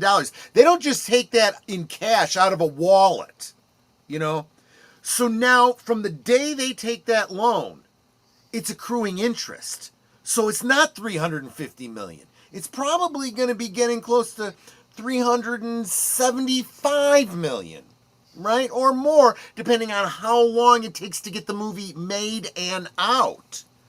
Every day that goes by, when you're talking millions of dollars, you're talking about thousands and thousands of accumulating dollars on top of that. So they're relying on streaming service rentals. Well, how are people supposed to rent it when it's already on HBO Max? You just get your subscription to HBO Max and it's there. I suspect they might be doing some wordplay there because I think they try to imply that people watching it on the streaming service are, in quotes, renting it. Not really. No, you're right. They're not. But I do believe they see those as the same kind of revenue stream. It's not. It's absolutely not. It's like when you would watch it on cable, and I'm sure they made money off of that, but not the same as you just going out and renting. Because they're making licensing. Well, they used to make licensing on it. Now it's not even that. They're really kind of making nothing on it. Because they could have sold it to Netflix, but they don't do that. Exactly. Then if they were licensing it to Netflix and you were watching it on Netflix, then they would be making their money on it. But they're not. It's just, in quotes, content on the channel that you are already subscribing to. So they don't get any extra money if you watch Superman on the streaming service you're already paying for from them. This is an interesting dig in this article. Apparently, this is contradicting Variety's profit claim. What makes the Forbes analysis even more striking is how it directly contradicts Variety's earlier reporting about the film's profitability. In August, Variety published an article celebrating Warner Brothers' historic box office streak, claiming that Superman had earned a theatrical profit of roughly $125 million, which would make it more profitable than Zack Snyder's Man of Steel, despite making less money overall.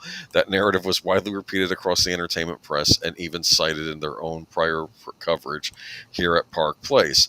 But now the math from Forbes paints a completely different picture. If Superman only brought back about $308 million after exhibitor cuts, then the studio spent $350 million producing and marketing. Then Variety's projection was off by roughly $165 million. Well, that's because the press and the News Corps, they like to make narratives. They don't like to report on the actual facts. That's the problem here. Yep. This is a narrative they were trying to produce. They wanted this movie to be successful,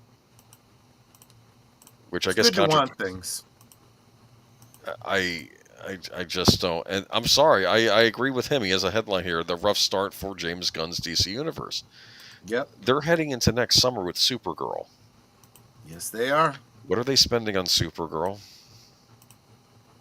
Too much. I can guarantee you it's going to be. Do you think too they much. cut costs? Maybe they shot it around the same time as this movie, so they could reuse the sets and. I don't know. That would be smart, okay. but I'm going to say probably not. I'm assuming it's going to take place in Metropolis. So yeah, I'm just saying. And here's where James Gunn tipped his hat to this.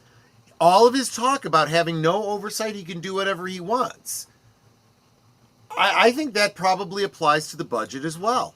So he's going to blow up the budget. He doesn't give a crap. He gets paid either way. I don't know. I'm just saying. What about the toys? Were the toys selling for this thing? You're in the toy world. Not that I'm aware of. See, this isn't an area of toys that I'm really into, so I haven't been paying much attention to it. I probably should. Were crypto dolls selling? Like they had crypto plushies? Were those selling? I don't know. I haven't heard any buzz. I hadn't heard anything, so I can't really speak to it. Come for to their think sake, of I it, hope so. I mean, how did kids receive this movie?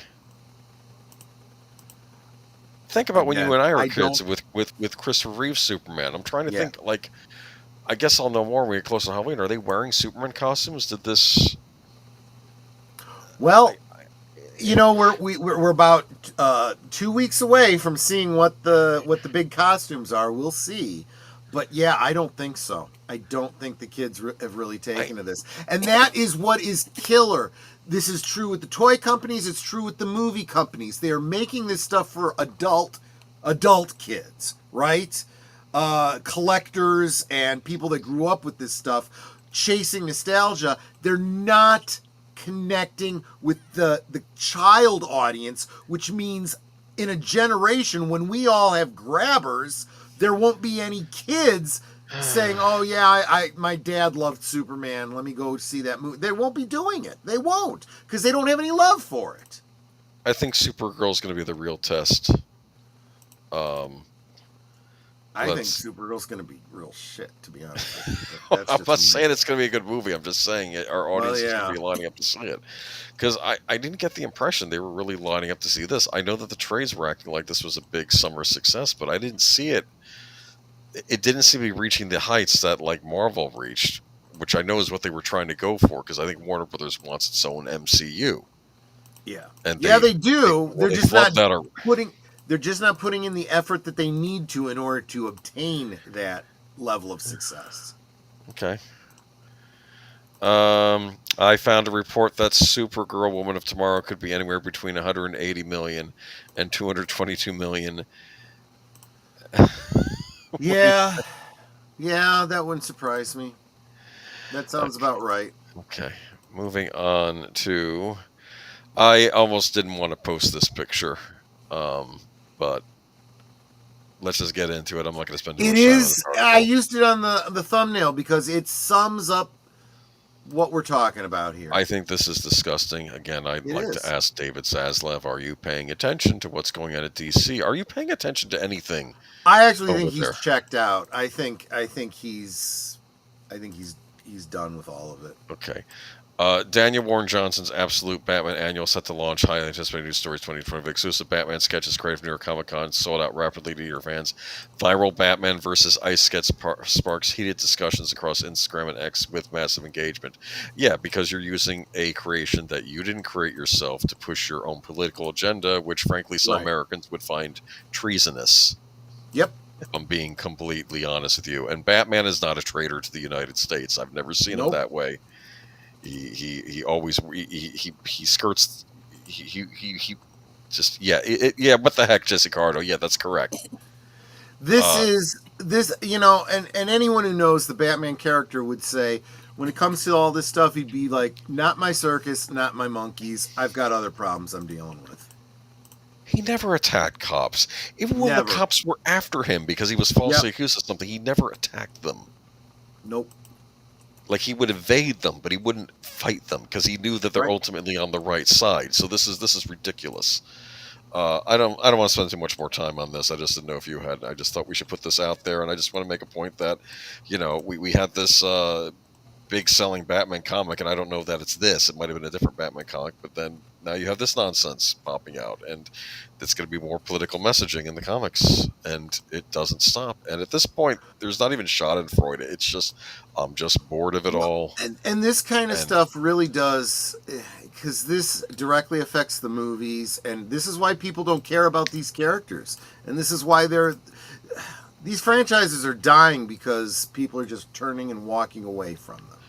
Geek Flag brings up a good point, and this is actually shown in the Dark Knight trilogy. He doesn't even attack dirty cops, because there were cops on the takes in the Dark Knight trilogy. Yeah. He was more or less trying to ferret out the good cops and start working with them, like Commissioner Ford in that movie. It was interesting how Nolan because took a nuanced approach and to this that. was always the case with Batman. Well, I shouldn't say always, but for as long as I've been reading comics, he wasn't just beat the crap out of it until it stops moving and I am vengeance, I am the night. No. He would do the detective thing, get all the evidence out. And you saw this a lot in the movies, right? Where he would get the evidence, and then even for crying out loud, Batman Returns with the Tim. No, it wasn't. Yeah, it was with the Penguin, right? Where he gets the recording of him. Yes. And it doesn't matter that it's the Penguin. It could have just as easily been any dirty politician getting the open mic moment and playing it for everybody, and boom, your career's over. You're done. Yes. You just did it to yourself. I do love Batman Returns, as I've said in the past. Yeah. There's a lot of good stuff. That movie doesn't waste time, I'll say that. No, it doesn't. Doesn't waste your time. There's always something going on the screen. Speaking of Hollywood, okay. I keep confusing Paul Thomas Anderson with P.T. Anderson. Uh-huh. Who are different directors. And I think the P.T. Anderson is also a Paul. But anyway, one battle after another projected to lose $100 million theatrically. This is a Warner Brothers project. Another Warner Brothers project. Every morning. Yeah, I put all the Warner stuff together, yeah. Yeah, every Monday morning, Virginia-based cinema owner Marc O'Mara pores over grosses to see how the newest releases are playing in his area. Last weekend didn't offer much to celebrate, as some well-reviewed Oscar contenders collapsing at the box office. A24's Smashing Machine, a sports biopic starring Dwayne Johnson as MFA fighter Mark Kerr, died pretty quickly. I'm surprised, and I heard it wasn't as good as I thought it would be, because I thought the trailer looked interesting. But I don't know. Meanwhile, nobody did really well with Roofman, a dramedy featuring Channing Tatum. It was slow as hell, Mira says. I thought the movies were good. There were a lot of hype with them. That just didn't happen. I don't know, man. I think they're losing the younger audience. I think they're just done. DC metro area wasn't the only place where those films failed to connect. Roofman debuted to a paltry $8 million, while Smashing Machine endured a brutal 70% decline on this sophomore outing. Kiss of the Spider Woman, a $34 million musical adaptation with Jennifer Lopez, fizzled with $850,000. I didn't even know that was out. Did you know they had done an adaptation of Kiss of the Spider Woman? I did not. No, I did not. Okay. And then Paul Thomas Anderson's One Battle After Another, led by Leonardo DiCaprio, struggled to break out despite being hailed as a generational masterpiece. Imagine modern day Birth of a Nation not doing well. I can't imagine why.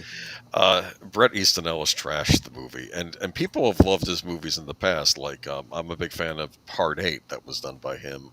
People love There Will Be Blood, but I heard this one was just extremely leftist in its messaging, almost to a ridiculous standpoint.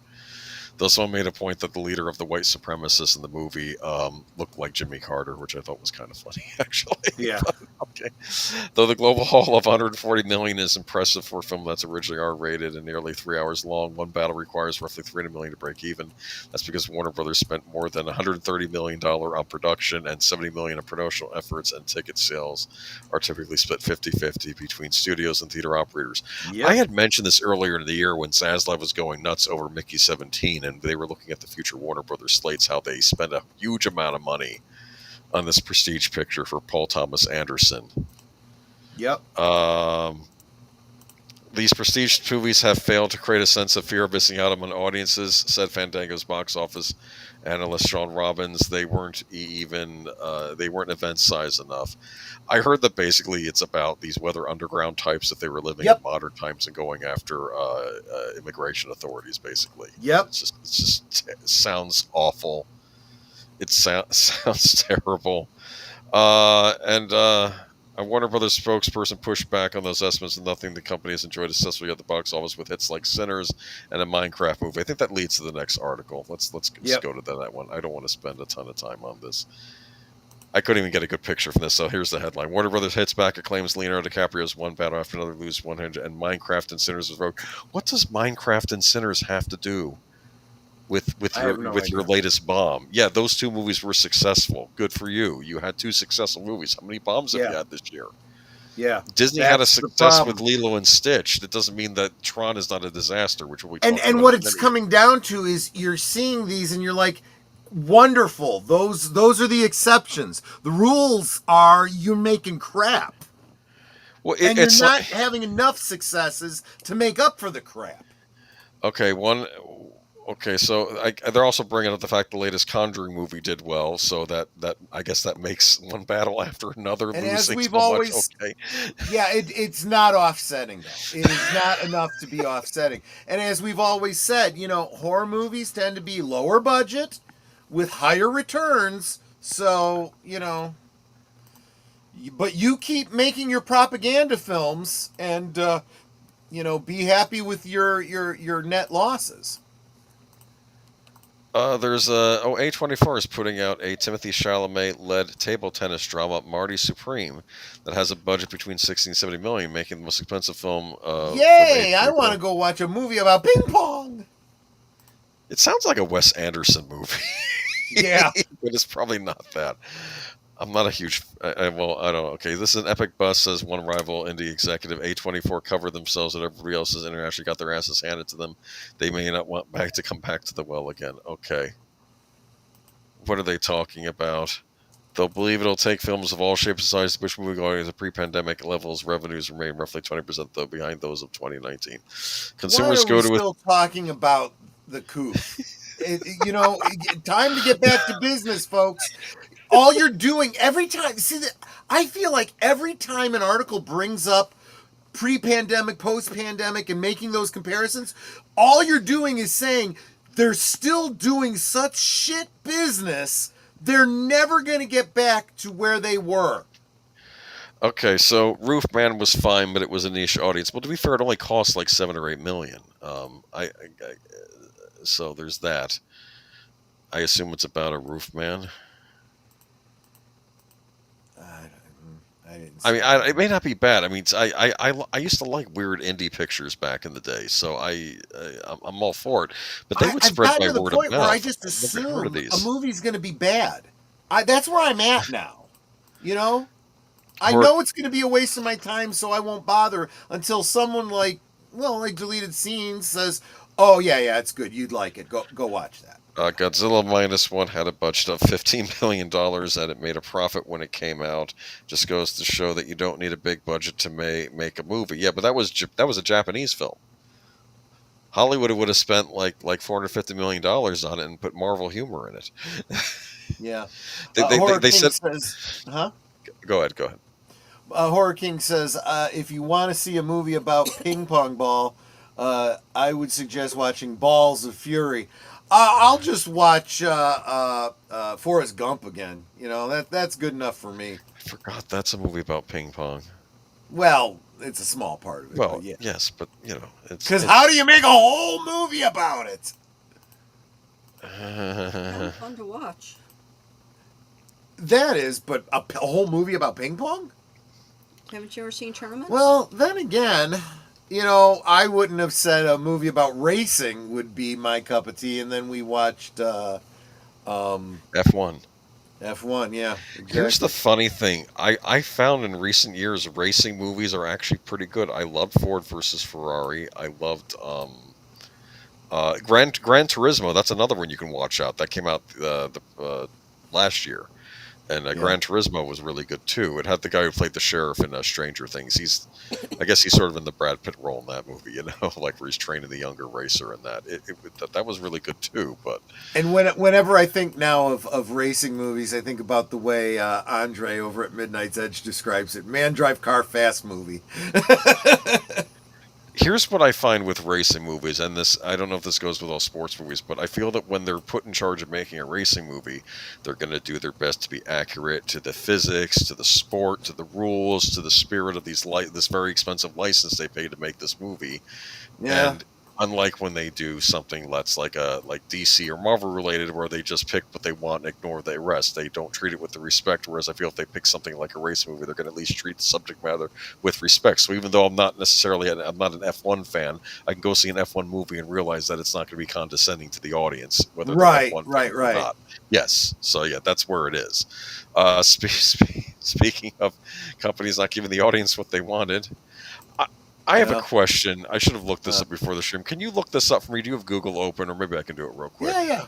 What do you want? Was Bob Iger in charge of Disney when Tron Legacy came out? Was he behind that? Was he a producer on that? Find out for me. I'll start reading the article. Okay. Because it ties into what I was saying here. Okay, I don't care about one battle after that. Okay, Tron in big trouble with 35 to 37 million opening. That's not good. Disney's. I can tell you that he wasn't a producer on it. Let me find out. Okay. Tron Legacy was 2010. When did Bob Iger take over?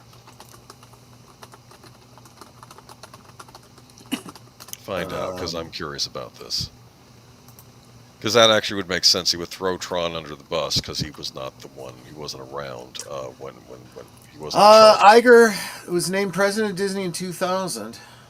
So yeah, he'd have been. No, this is his baby. Then this makes even less sense to me. Okay, Disney's reboot of Tron Ares is in trouble at the Misc box office, taking in $14.3 million on Friday for a scaled-back estimated opening of $35 million to $37 million. While it will still win the weekend, it's coming in well below expectations.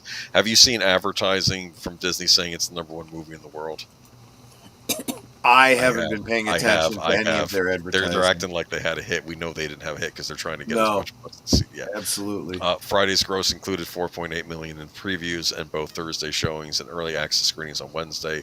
Heading into the weekend, the big budget event pick had been tracking to open at $40 million to $45 million. At one point, $50 million was even a possibility against a hefty net production of $180 million before marketing. So that's before marketing.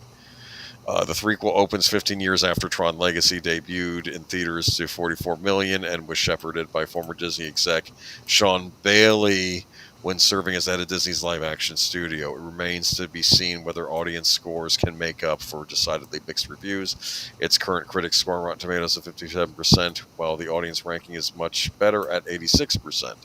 Norwegian Disney vet Joachim Roning directs the third film in the storied sci-fi franchise, which stars Jared Leto as the eponymous program Ares, Greta Lee as Eve Kim, CEO of Encom, the tech corporation, otherwise known as Girl Boss, and Evan Peters as baddie Julian Dillinger, who I guess is the grandson of the original Dillinger, as opposed to the son that was supposed to be played by Cillian Murphy, who they were setting up as the villain for the third movie, which we never got to see. Yeah. The Pix net production budget is at least around $180 million. Okay, so I don't know if you watched Nerd Cookie's latest video on the Tron box office disaster. I actually haven't yet, but I Okay. absolutely will be. Yes. Okay, I don't understand any of this. For starters, I think Tron, the original Tron, the early 1980s movie, will always be a classic science fiction movie. Sure. People will be watching it for a long time. I think Disney has destroyed what they set up in Legacy. I think the whole thing is now completely collapsed. This is no longer going to be any kind of series or franchise. I think they've completely ruined it. And what I don't understand is this is Disney kind of destroying their own baby, because this isn't something that they bought like from Right. This was Lucasfilm. Disney from the beginning. Yes. And Legacy was modern Disney. That's what I thought. I Right. mean, a few years Right. later they're buying Star Wars, but I felt that this was their own thing. And Yep. then they wanted to ignore Legacy and try to get another mythical new audience, which didn't exist, and nobody went to see Right. this movie, and here we are. So I don't understand it. And Tron's gone. I don't even know there's any point talking about Tron anymore. I think it's done. I have been hitting the skip button every time the new Tron trailer comes up. Oh Well, yeah. I'll say this: when that original trailer for the new one debuted, I was trying to be hopeful. I'm like, okay, maybe this will be like a side thing, and they'll surprise us at the end with Sam and Cora, and then we can get the true Tron 3 we're waiting for. That's what Nerd Cookies was hoping for too, and then it was just no luck. Because I was shocked they were even doing another Tron movie, because I thought they hated Tron. I mean, I think they just hate making money. They hate success. They certainly hate the fans. I don't get it. With Silicon Valley being so involved with studios now, you'd figure they'd want to make a good Tron movie, because isn't their thing. But now I'm thinking, is Silicon Valley even interested in doing stuff romanticizing computers these days? I just don't understand it. Yeah. Okay, I don't know if there's anything left to say about Tron. I think they picked the wrong lead. Though That's apparently for sure. he's going to be in the new He-Man movie, though. Jared Leto. Here's the thing about He's playing Jared Leto, Skeletor. though. He's Skeletor. Well, that actually is probably not the worst casting. Yes. Here's the thing about Jared Leto. Like him or not, he was the driving force behind this movie. He was executive producer on this. A lot of his money went into it. He's the one who made this movie happen. So yes, you can blame him for the fact that the movie sucks, but I blame the director and the writers more than anything. He was going to be, I think, in a version where he was going to be the antagonist, and I assumed that Sam and Cora and maybe the original Tron would have been back as the heroes. A lot of people have said that it really does look like all the elements of an earlier film were there, where like he would have been an agent of the Master Control Program or something, Yeah, and Girl Boss was the Sam role that they rewrote, and it would have been a lot better to have Jared Leto as the villain, because you want a good villain character, right? Disney doesn't know how to do villains anymore. Well, because they think the villain is the hero. And actually, you know what you need to do is check out Retro Blasting's last video about it's a retrospective on Tron Legacy. Yeah. And how, as much as he liked it, there were some tweaks he would have made that would have made it so much better, that would have set up Tron to be the hero, sacrificing himself at the end. Yeah. And the whole thing telling Clue, you forget I fight for the users. Now I felt that, again, I don't want to keep bringing up Tron Uprising, because of course you do, because it was the better movie. Well, no, Tron Uprising was a limited series, but I felt Tron Uprising did flesh out that world better, and now I'm understanding things. Like, you learn a lot more of what happened with the ISOs. Like, you only get a brief scene in Legacy, but no, they explained that the ISOs showed up. And it was almost like a racial tension thing, where the other programs didn't like them and stuff, and it was this, and it was...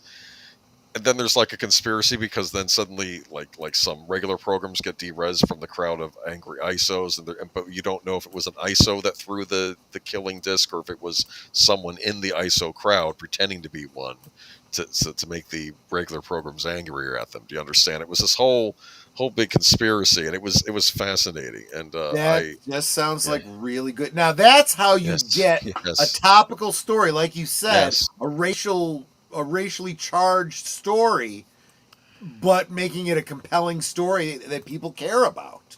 Yeah. Instead of just preaching at us. Sure. And I love the original Tron as well. I like both that and Legacy, but unfortunately I feel Tron stands on its own, where Legacy really needed a sequel, really needed follow through, and now it's always going to be hanging forever. And I'm just fed up with this nonsense. I'm tired of them trying to set up series and franchises, and there's never any follow through. And it's not just Disney that does this; it's other studios too. I'm just fed up with it. The early rumors are Leto's character was supposed to be the villain, hunting salmon core in the real world, and that would have been a movie I would have wanted to see. Yeah, and that's not the movie we got. And the reason Disney can't write a good villain is because they want to make their own version of Darth Vader clone. It sucks. Here's the thing: Disney used to be, in my opinion, Disney villains were some of the best in the world, especially in their animated movies. I think the last great one I saw was was it Dr. Vesuvier from Princess and the Bride? He was really good. And Princess and the Frog. Did I say Princess and the Bride? Yes, you did. Okay, my mind's turning to Swiss cheese. Okay, it's one of those weeks. All right, let's move on to anything left to say about Tron before I go. I mean, I think this is the last I'm going to talk about Tron on here for a long time. So, any final words? Because it's nothing more to say. Kind of a dead franchise now. It's done, and it's Disney, and it's all on Disney. It is. I don't understand this. I don't, and I'm with you. You know, there was stuff behind the scenes that'll come out later on, so maybe I'll report on it then. We'll see. Yeah. We just have 2 Baldwin articles. I just picked a picture of him. Let's just go through these. This was Alec Baldwin in the news again. Alec Baldwin speaks out after Hamptons car crash. Yeah. He had to be in the Hamptons. That's where the rich people go. Just saying. Right. Disney's reboot of. Oh, sorry. Wait. No. Oh, darn it! I posted the same thing again. Let me go to the link. I don't know why I did that. All right. Newsweek. Give me a moment. Apologies. You're a boomer. You're a boomer. Okay. Well, no need for read mode. Be a boomer now. Alec Baldwin, 67, and his younger brother Stephen Baldwin, 59, were involved in a car accident in East Hampton, New York, on Monday. Newsweek reached out to the Baldwin representatives for comment on Tuesday via email outside their regular working hours. Alec Baldwin was one of America's most prominent actors. The car accident involving the siblings coincides with a high-profile period in the 30 Rock actor's personal and professional life. According to Baldwin's own Instagram video posted on October 15th, he had been driving his wife, Hilaria Baldwin's Range Rover, with Stephen Baldwin as a passenger when he said a large garbage truck cut them off. To avoid hitting him, I hit a tree. I hit a big fat tree and crushed my car. My wife's car. I crushed my wife's car. I feel bad about that, the 3-time Emmy Award winner said. That's all fine, and I'm fine, and my brother is fine. Emergency responders from East Hampton Police Department attended the scene. Photos and videos footage published by TMZ show the white Range Rover with significant front-end damage, and both Baldwin speaking with the police. No injuries were reported. In a social media message, Baldwin thanked first responders, specifically mentioning Officer Gerken, who assisted him on the site. Thank you to the East Hampton Police Department, the town police department, for coming to my aid, Baldwin said before noting that Gerken is a lovely guy. Well, it's nice and complimenting police for a change. Exactly. So this is the original story. So first off, I think that truck driver should be ashamed of himself, and frankly needs to be reprimanded, maybe even terminated from his job for his absolutely. Oh, wait a minute. I don't understand. So this is the follow-up article. Hold on. Alec Baldwin's car crash claims unravel after shocking video leak. Now, this is from Yahoo, but it's from a different site. I tried finding the original. So, as we go into this, let me just say, at this point, guys, you should kind of understand, if Alec Baldwin makes a statement, assume it's a lie. At this point, you just assume it's a lie, because he's a friggin' liar. Alec Baldwin's version of his car crash in Hamptons is falling apart after shocking new footage surfaced. It seems to tell a completely different story. The 67-year-old actor claimed he was forced off the road by a huge garbage truck, but the leaked video paints another picture. What started as a simple car accident has now turned into another controversy for the Beetlejuice star, leaving fans and police questioning what really happened that day. A new video shared by Newsmax appears to completely contradicted Baldwin's claims about the Hamptons crash. The footage filmed from inside the garbage truck he blamed shows the truck turning safely at a junction with no sign of cutting him off. Moments later, Baldwin's Range Rover can be seen on the right side of the road before suddenly veering off and slamming into a tree. The clip shows no obstacles or traffic issues that could have forced Baldwin to swerve. According to Newsmax, there was no sign the truck had forced Baldwin out of his lane or any obstruction that required anyone who's ever been behind a wheel, who has ever done any kind of driving, would look, because I saw the footage. It was Culture Casino played it, and I'm watching it. I'm like, yeah, it was very clear to me what happened.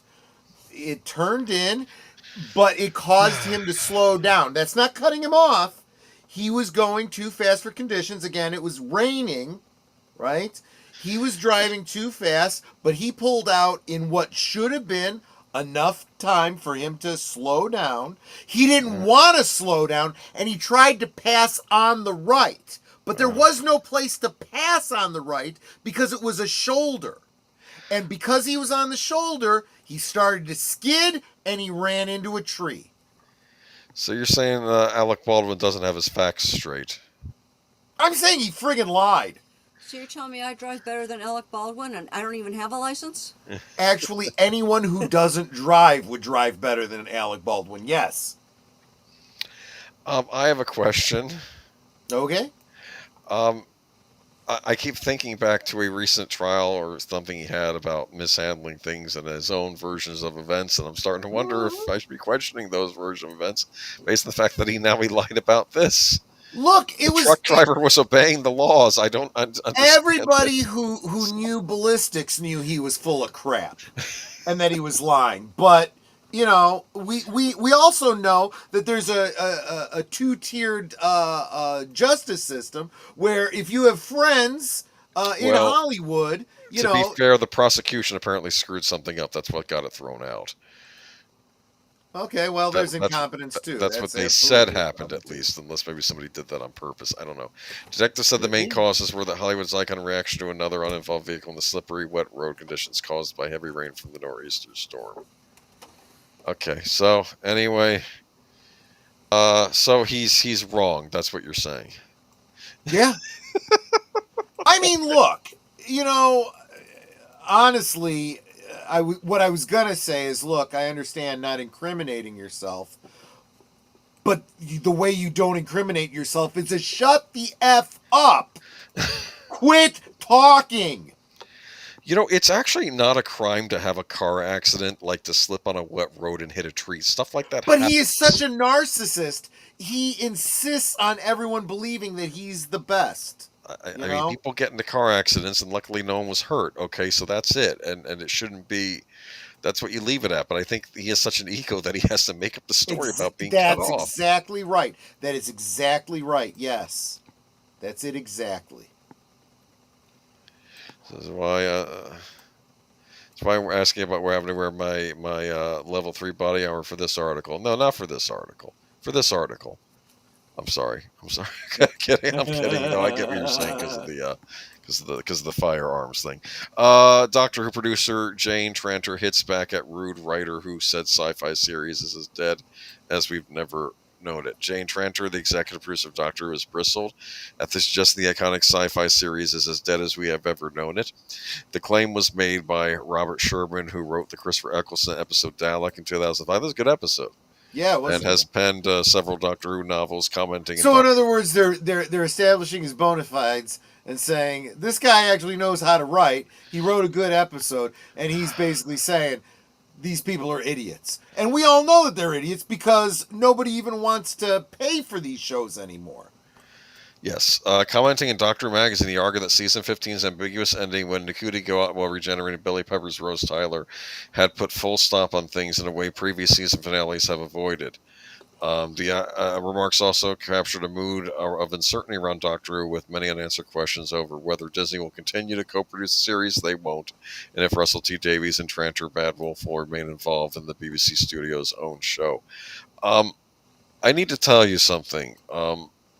There were plenty of like the real diehard Doctor Who fans that were getting angry when you would say nasty things about the Timeless Child and other things. You know, the ones that were yelling at people who were complaining about this stuff. Even they thought this transformation was stupid. Like even the real stands out there were like, no, this is just dumb and it makes no sense. And it's like, I think finally, maybe at this point, too late, but everyone's finally come around. Oh, thank you, Clue Studio. Yeah, you are good people, Clue Studio. Thank you so much for the support. He says, "Salute, Troy Netterboomer." I like how he puts it together. Troy Netterboomer Productions. Yes. I like that. That's cool. Yes. So let me see. Tranter mounted a spirited defense of the Time Lord when confronted with Sherman's quote, "As dead as they're known, that's really rude, actually, and really untrue," Tranter said during an interview with BBC Radio Wales on Friday. "The plans for Doctor Who are really simply this. The BBC and BBC Studios had a partnership with Disney for 26 episodes. We are currently 21 episodes down into that 26-episode run. We have got another 5-episode spin-off series, The War Between Land and Sea, to come." Okay, well, that's not a Doctor Who series. Right. That's a spin-off series. At some point after the decisions will be made together with all of us about what future the Doctor Who entails, Tranter said in the interview marking the 10th anniversary of Bad Wolf. "It's a 60-year-old franchise that's been going for 20 years non-stop since we brought it back to life in 2005 when I worked at the BBC. You would expect it to change, wouldn't you? Nothing continues the same always, and it shouldn't continue in the same always." That's not what people are complaining about. They're complaining about the fact that nothing makes sense. The change is not the problem. It's the fact that it sucks. That's what people have a problem with.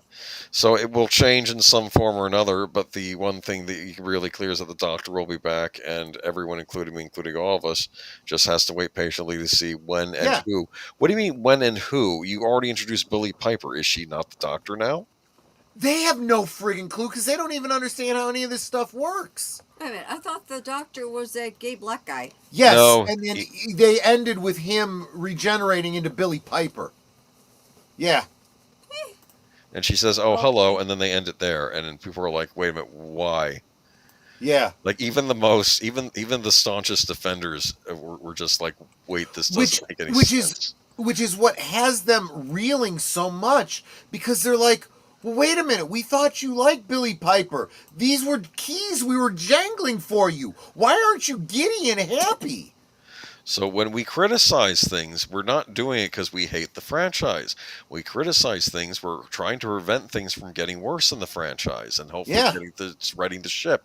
You know, that's what people don't understand, and they call us toxic fans when we do it. Right. I just don't understand this. Nothing continues. Okay. Tranter's comments echo those of BBC content chief Katie Phillips, who told the Edinburgh TV Festival in August, "Rest assured, Doctor Who is going nowhere. Disney has been a great partnership." It's definitely going nowhere. It's not going anywhere. It's not even going into future production. Who are you gonna partner with? Yeah, nobody wants to pay for it. You're not gonna partner with Warner Brothers because they don't have any money. Okay. Well, true.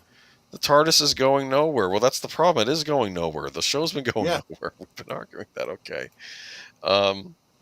Despite the confidence Doctor Who's future season 15 7-day ratings did suffer, the season averaged 3.2 million viewers over its 8 episodes, which was 500,000 viewers down from Godwin's first season and 1.7 million down below Joey Whittaker's final outing as the Time Lord. Everything's been slipping. Yep. Okay. Any thoughts? Oh, I've got a lot of thoughts, but none that I should really be voicing. That was the bi-regenerated Ronnie that got eaten by the giant dinosaur monster Omega or whatever in that was before. This whole before Gatwa reversed the polarities and shoved them back. It's stupid. All of this, you know, they did the same thing with Shooty and what's his name?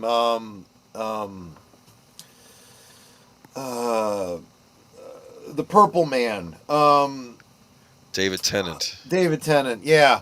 It's like now you've completely screwed up the way regenerations work. First, they made it so okay. Now he's got infinite regenerations because timeless child, and William Hartnell's doctor wasn't even the first doctor anymore, and now not only does he have infinite regenerations, but he can become two people if he wants to, and he could just keep splitting off and splitting off. Never Doctor Who fan. It's not for me. That's fine, Steven. It was my thing out of the three big science fiction franchises, which were Doctor Who, Star Trek, Star Wars. Doctor Who was my favorite, and I don't even like saying that now because it's like I don't know how it comes back from all the horrible writing decisions they've made in recent years. It kind of doesn't. Just doesn't. Sometimes something's just dead. Sometimes you break the toy and you can't fix it again. It's just done. Okay, moving on to our final story of the night. Let's end on a somewhat happy note. We'll try. New Back to the Future time machine Lego is set up for pre-order. Lego Speed Champions time machine from Back to the Future. This isn't the first time we've seen a Lego set based on the DeLorean car that Doc modified to travel through time. Lego released one a few years ago, and Walmart has it on sale for $170. I don't. This throw of red Lego pricing. I never know, is that cheap or is that more expensive now because it's out of print? I don't know. But it's a much bigger, more elaborate set with nearly 2,000 pieces. Yeah, that's the expensive one. Okay, so check out our WeBuild article on it. If you're not willing to drop nearly $200 on 80s nostalgia, this upcoming one hit the sweet spot only $27.99. It has a number of cool features straight out of Back to the Future movie trilogy. You can build it in standard car form with lightning rod and memorable out of time California license plate from the first movie. Okay, then you can rebuild it in its flying form from the second movie with Mr. Fusion power source, an orange license plate, and sideways wheels.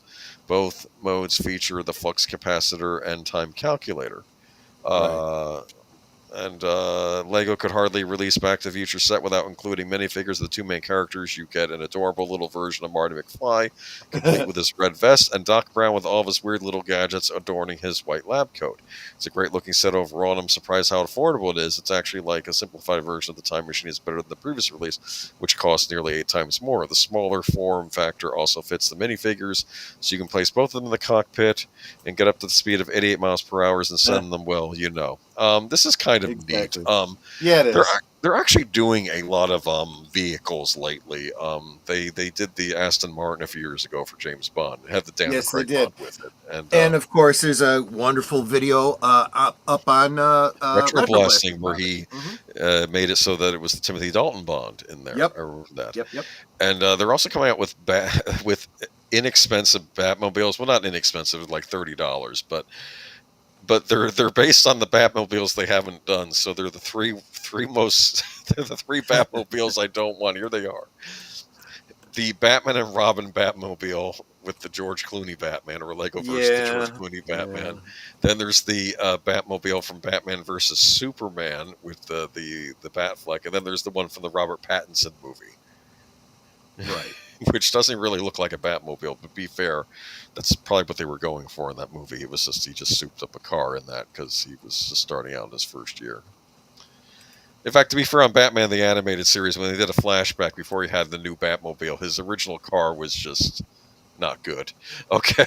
Yeah. Yeah, they did a wonderful episode of Batman the Animated Series where you got introduced to the mechanic that designed the Batmobile. Or actually, he was actually a car designer for a major automobile company, but he blew the whistle when they were going to release cars with defective brakes or something, right? And yikes! And but because of that, the cars got recalled. But then he got a reputation in the industry as a whistleblower. No one would hire him, even though he saved lives by making sure that didn't happen. So then Batman shows up one day and says, "Can you fix my car?" And then suddenly he just got hired to work on the car in secret with his daughter. His daughter was also a mechanic, and they, you know, he's the one that designed the Batmobile, and he said he paid me real good too. So I guess he made like the salary would have made working for the auto companies, So it was interesting. So it was an interesting episode, and the plot of the episode was the Penguin finds out he's the guy that makes the Batmobile, so he forces him to do things to the Batmobile so the Penguin can control it with a remote control, similar to Batman Returns. Yeah. You understand? Yes. Exactly. But it was in the version. I like the Lego version. It doesn't look bad. I think $27.99. That's a good price. It's probably going to include stickers instead of prints, though. I prefer prints on my bricks, but I don't know. At $27, I might pick it up just for that Doc Brown, right? I mean, yeah, exactly. I know. Actually, I've heard that people that are into these Legos, some of them are just all about collecting the figures, the minifigures. The minifigures are neat. They've done a lot of ones. They did a Doctor Who set years ago too, and it was it actually had it had the TARDIS. It had like the TARDIS console on the inside. I think it also had the outside with the regular police call box. I think it also featured a Dalek and a Cyberman. It featured Jenna Coleman's character in it, the Impossible Girl. Of course, it did. Well, because she was the current companion at the time, Right. and then it had both the Matt Smith. And then you could do a regeneration into Eccleston, not into. I'm sorry, not I Eccleston. like the Impossible Girl. They just overdid her too long. That was the problem. She became Capaldi. she became beyond impossible. She became almost insufferable. You could turn her. You could turn Matt Smith into Capaldi by doing a regeneration thing, because they included both heads or something in there. So that was kind of neat. Do you understand? Yeah. Anyway, I'm just saying. Okay, but yeah, there we go. That's the speed, and I guess that's it. That does it for Geeky Geezers this week. But be sure to tune in. I believe Deleted Scenes is currently starting his reserved seats, and you should be moved over there in a minute. I'm just going to go over real quick what we're doing this week. Tomorrow night we will be Monday Night at the Movies with Troy. You can Netter. You can check that out if you're a member of their channel. And what movie are you doing again? Well, I had 4 movies up, and they decided we will be watching Halloween from 1978. So Happy Halloween. no, not that one. That's a good one, though. I like that one. First one. Troy, Yeah. I hope you get a Lego Back to the Future. You know what? They should do the time machine train from Back to the Future as a Lego set. That would kick butt. Right. So anyway, Tuesday we'll be on Sparkwood and 21 with Deleted Scenes. It will be the what do you call it? The second half of On the Air. Yes, I do like that show. In fact, these are the episodes that if you watched it when it originally aired, you never got to see them. You never got to see because they didn't air here in the United States. And then you'll have the Blake 7 rewatch, right? After that. Netter's favorite episode called Orbit. Cool. We'll find out exactly how much Villa weighs. Very cool. Kilos. Yep. And then we move on to Thursday. Are you doing anything Wednesday? No, not that I'm aware of. Playing D&D. Okay, I got you. Possibly, hopefully. And then Thursday on Netter's Network, are you doing anything special? Yes, my special guest will be the Horror Cat Dad. There you go. Excellent. Who was here in the chat. Yeah. Excellent. And then Friday, do turn into Last Call with Troy Pacelli. We will be having a special presentation on maybe some of the spooky things that have been happening this year in the news. We're going to do some research and see what we can come up with, all right? But I don't want to spoil too much. Yeah. There's been some recent horror news. So and be sure to tune in to find out about them. Great. And be sure to tune in every weekday at 12 Central for Liquid Lunch with Troy Pacelli, where I'm sure tomorrow you will have a musing, right? Yes, I don't know what I'll be musing about, but it'll be whatever's on my mind that I want to bounce off of all of you guys. Gotcha. And then that'll bring us to Saturday stream. What are you doing Saturday? Saturday we are on Big Al's channel. Big Al's, and it's I remember it was a Stephen King movie. Silver Bullet. Oh yeah, okay, that's a good one. Goes with the werewolf thing that we did. Of course, that didn't make our list, but yeah, I know it's a favorite. And then that'll bring us back to Sunday. Tune in after Deleted Scenes Unscripted for our Geeky Geezers next week, and who knows, maybe we'll have some more stories There was something we talked about tonight. I might bring up again that next week because we didn't have time to cover it, but I forgot what that was. So never mind. Anyway, y'all have a good week, and maybe I'll mention the Goonies Lego set. I'll find something on that. All right. Y'all have a good week, and you should be redirected if you're on Troy and Others' channel to Unscripted, right? Or maybe Absolutely, okay, absolutely. Right. And Samuel Procter, no, we didn't get to the Pendragon Cycle trailer today. Oh, well, maybe next week. We'll look for that maybe for next week. Okay. Yeah. All right, everyone, you take care and have a good one. We'll see you on the next one. Bye-bye. Where's that outro? There we are.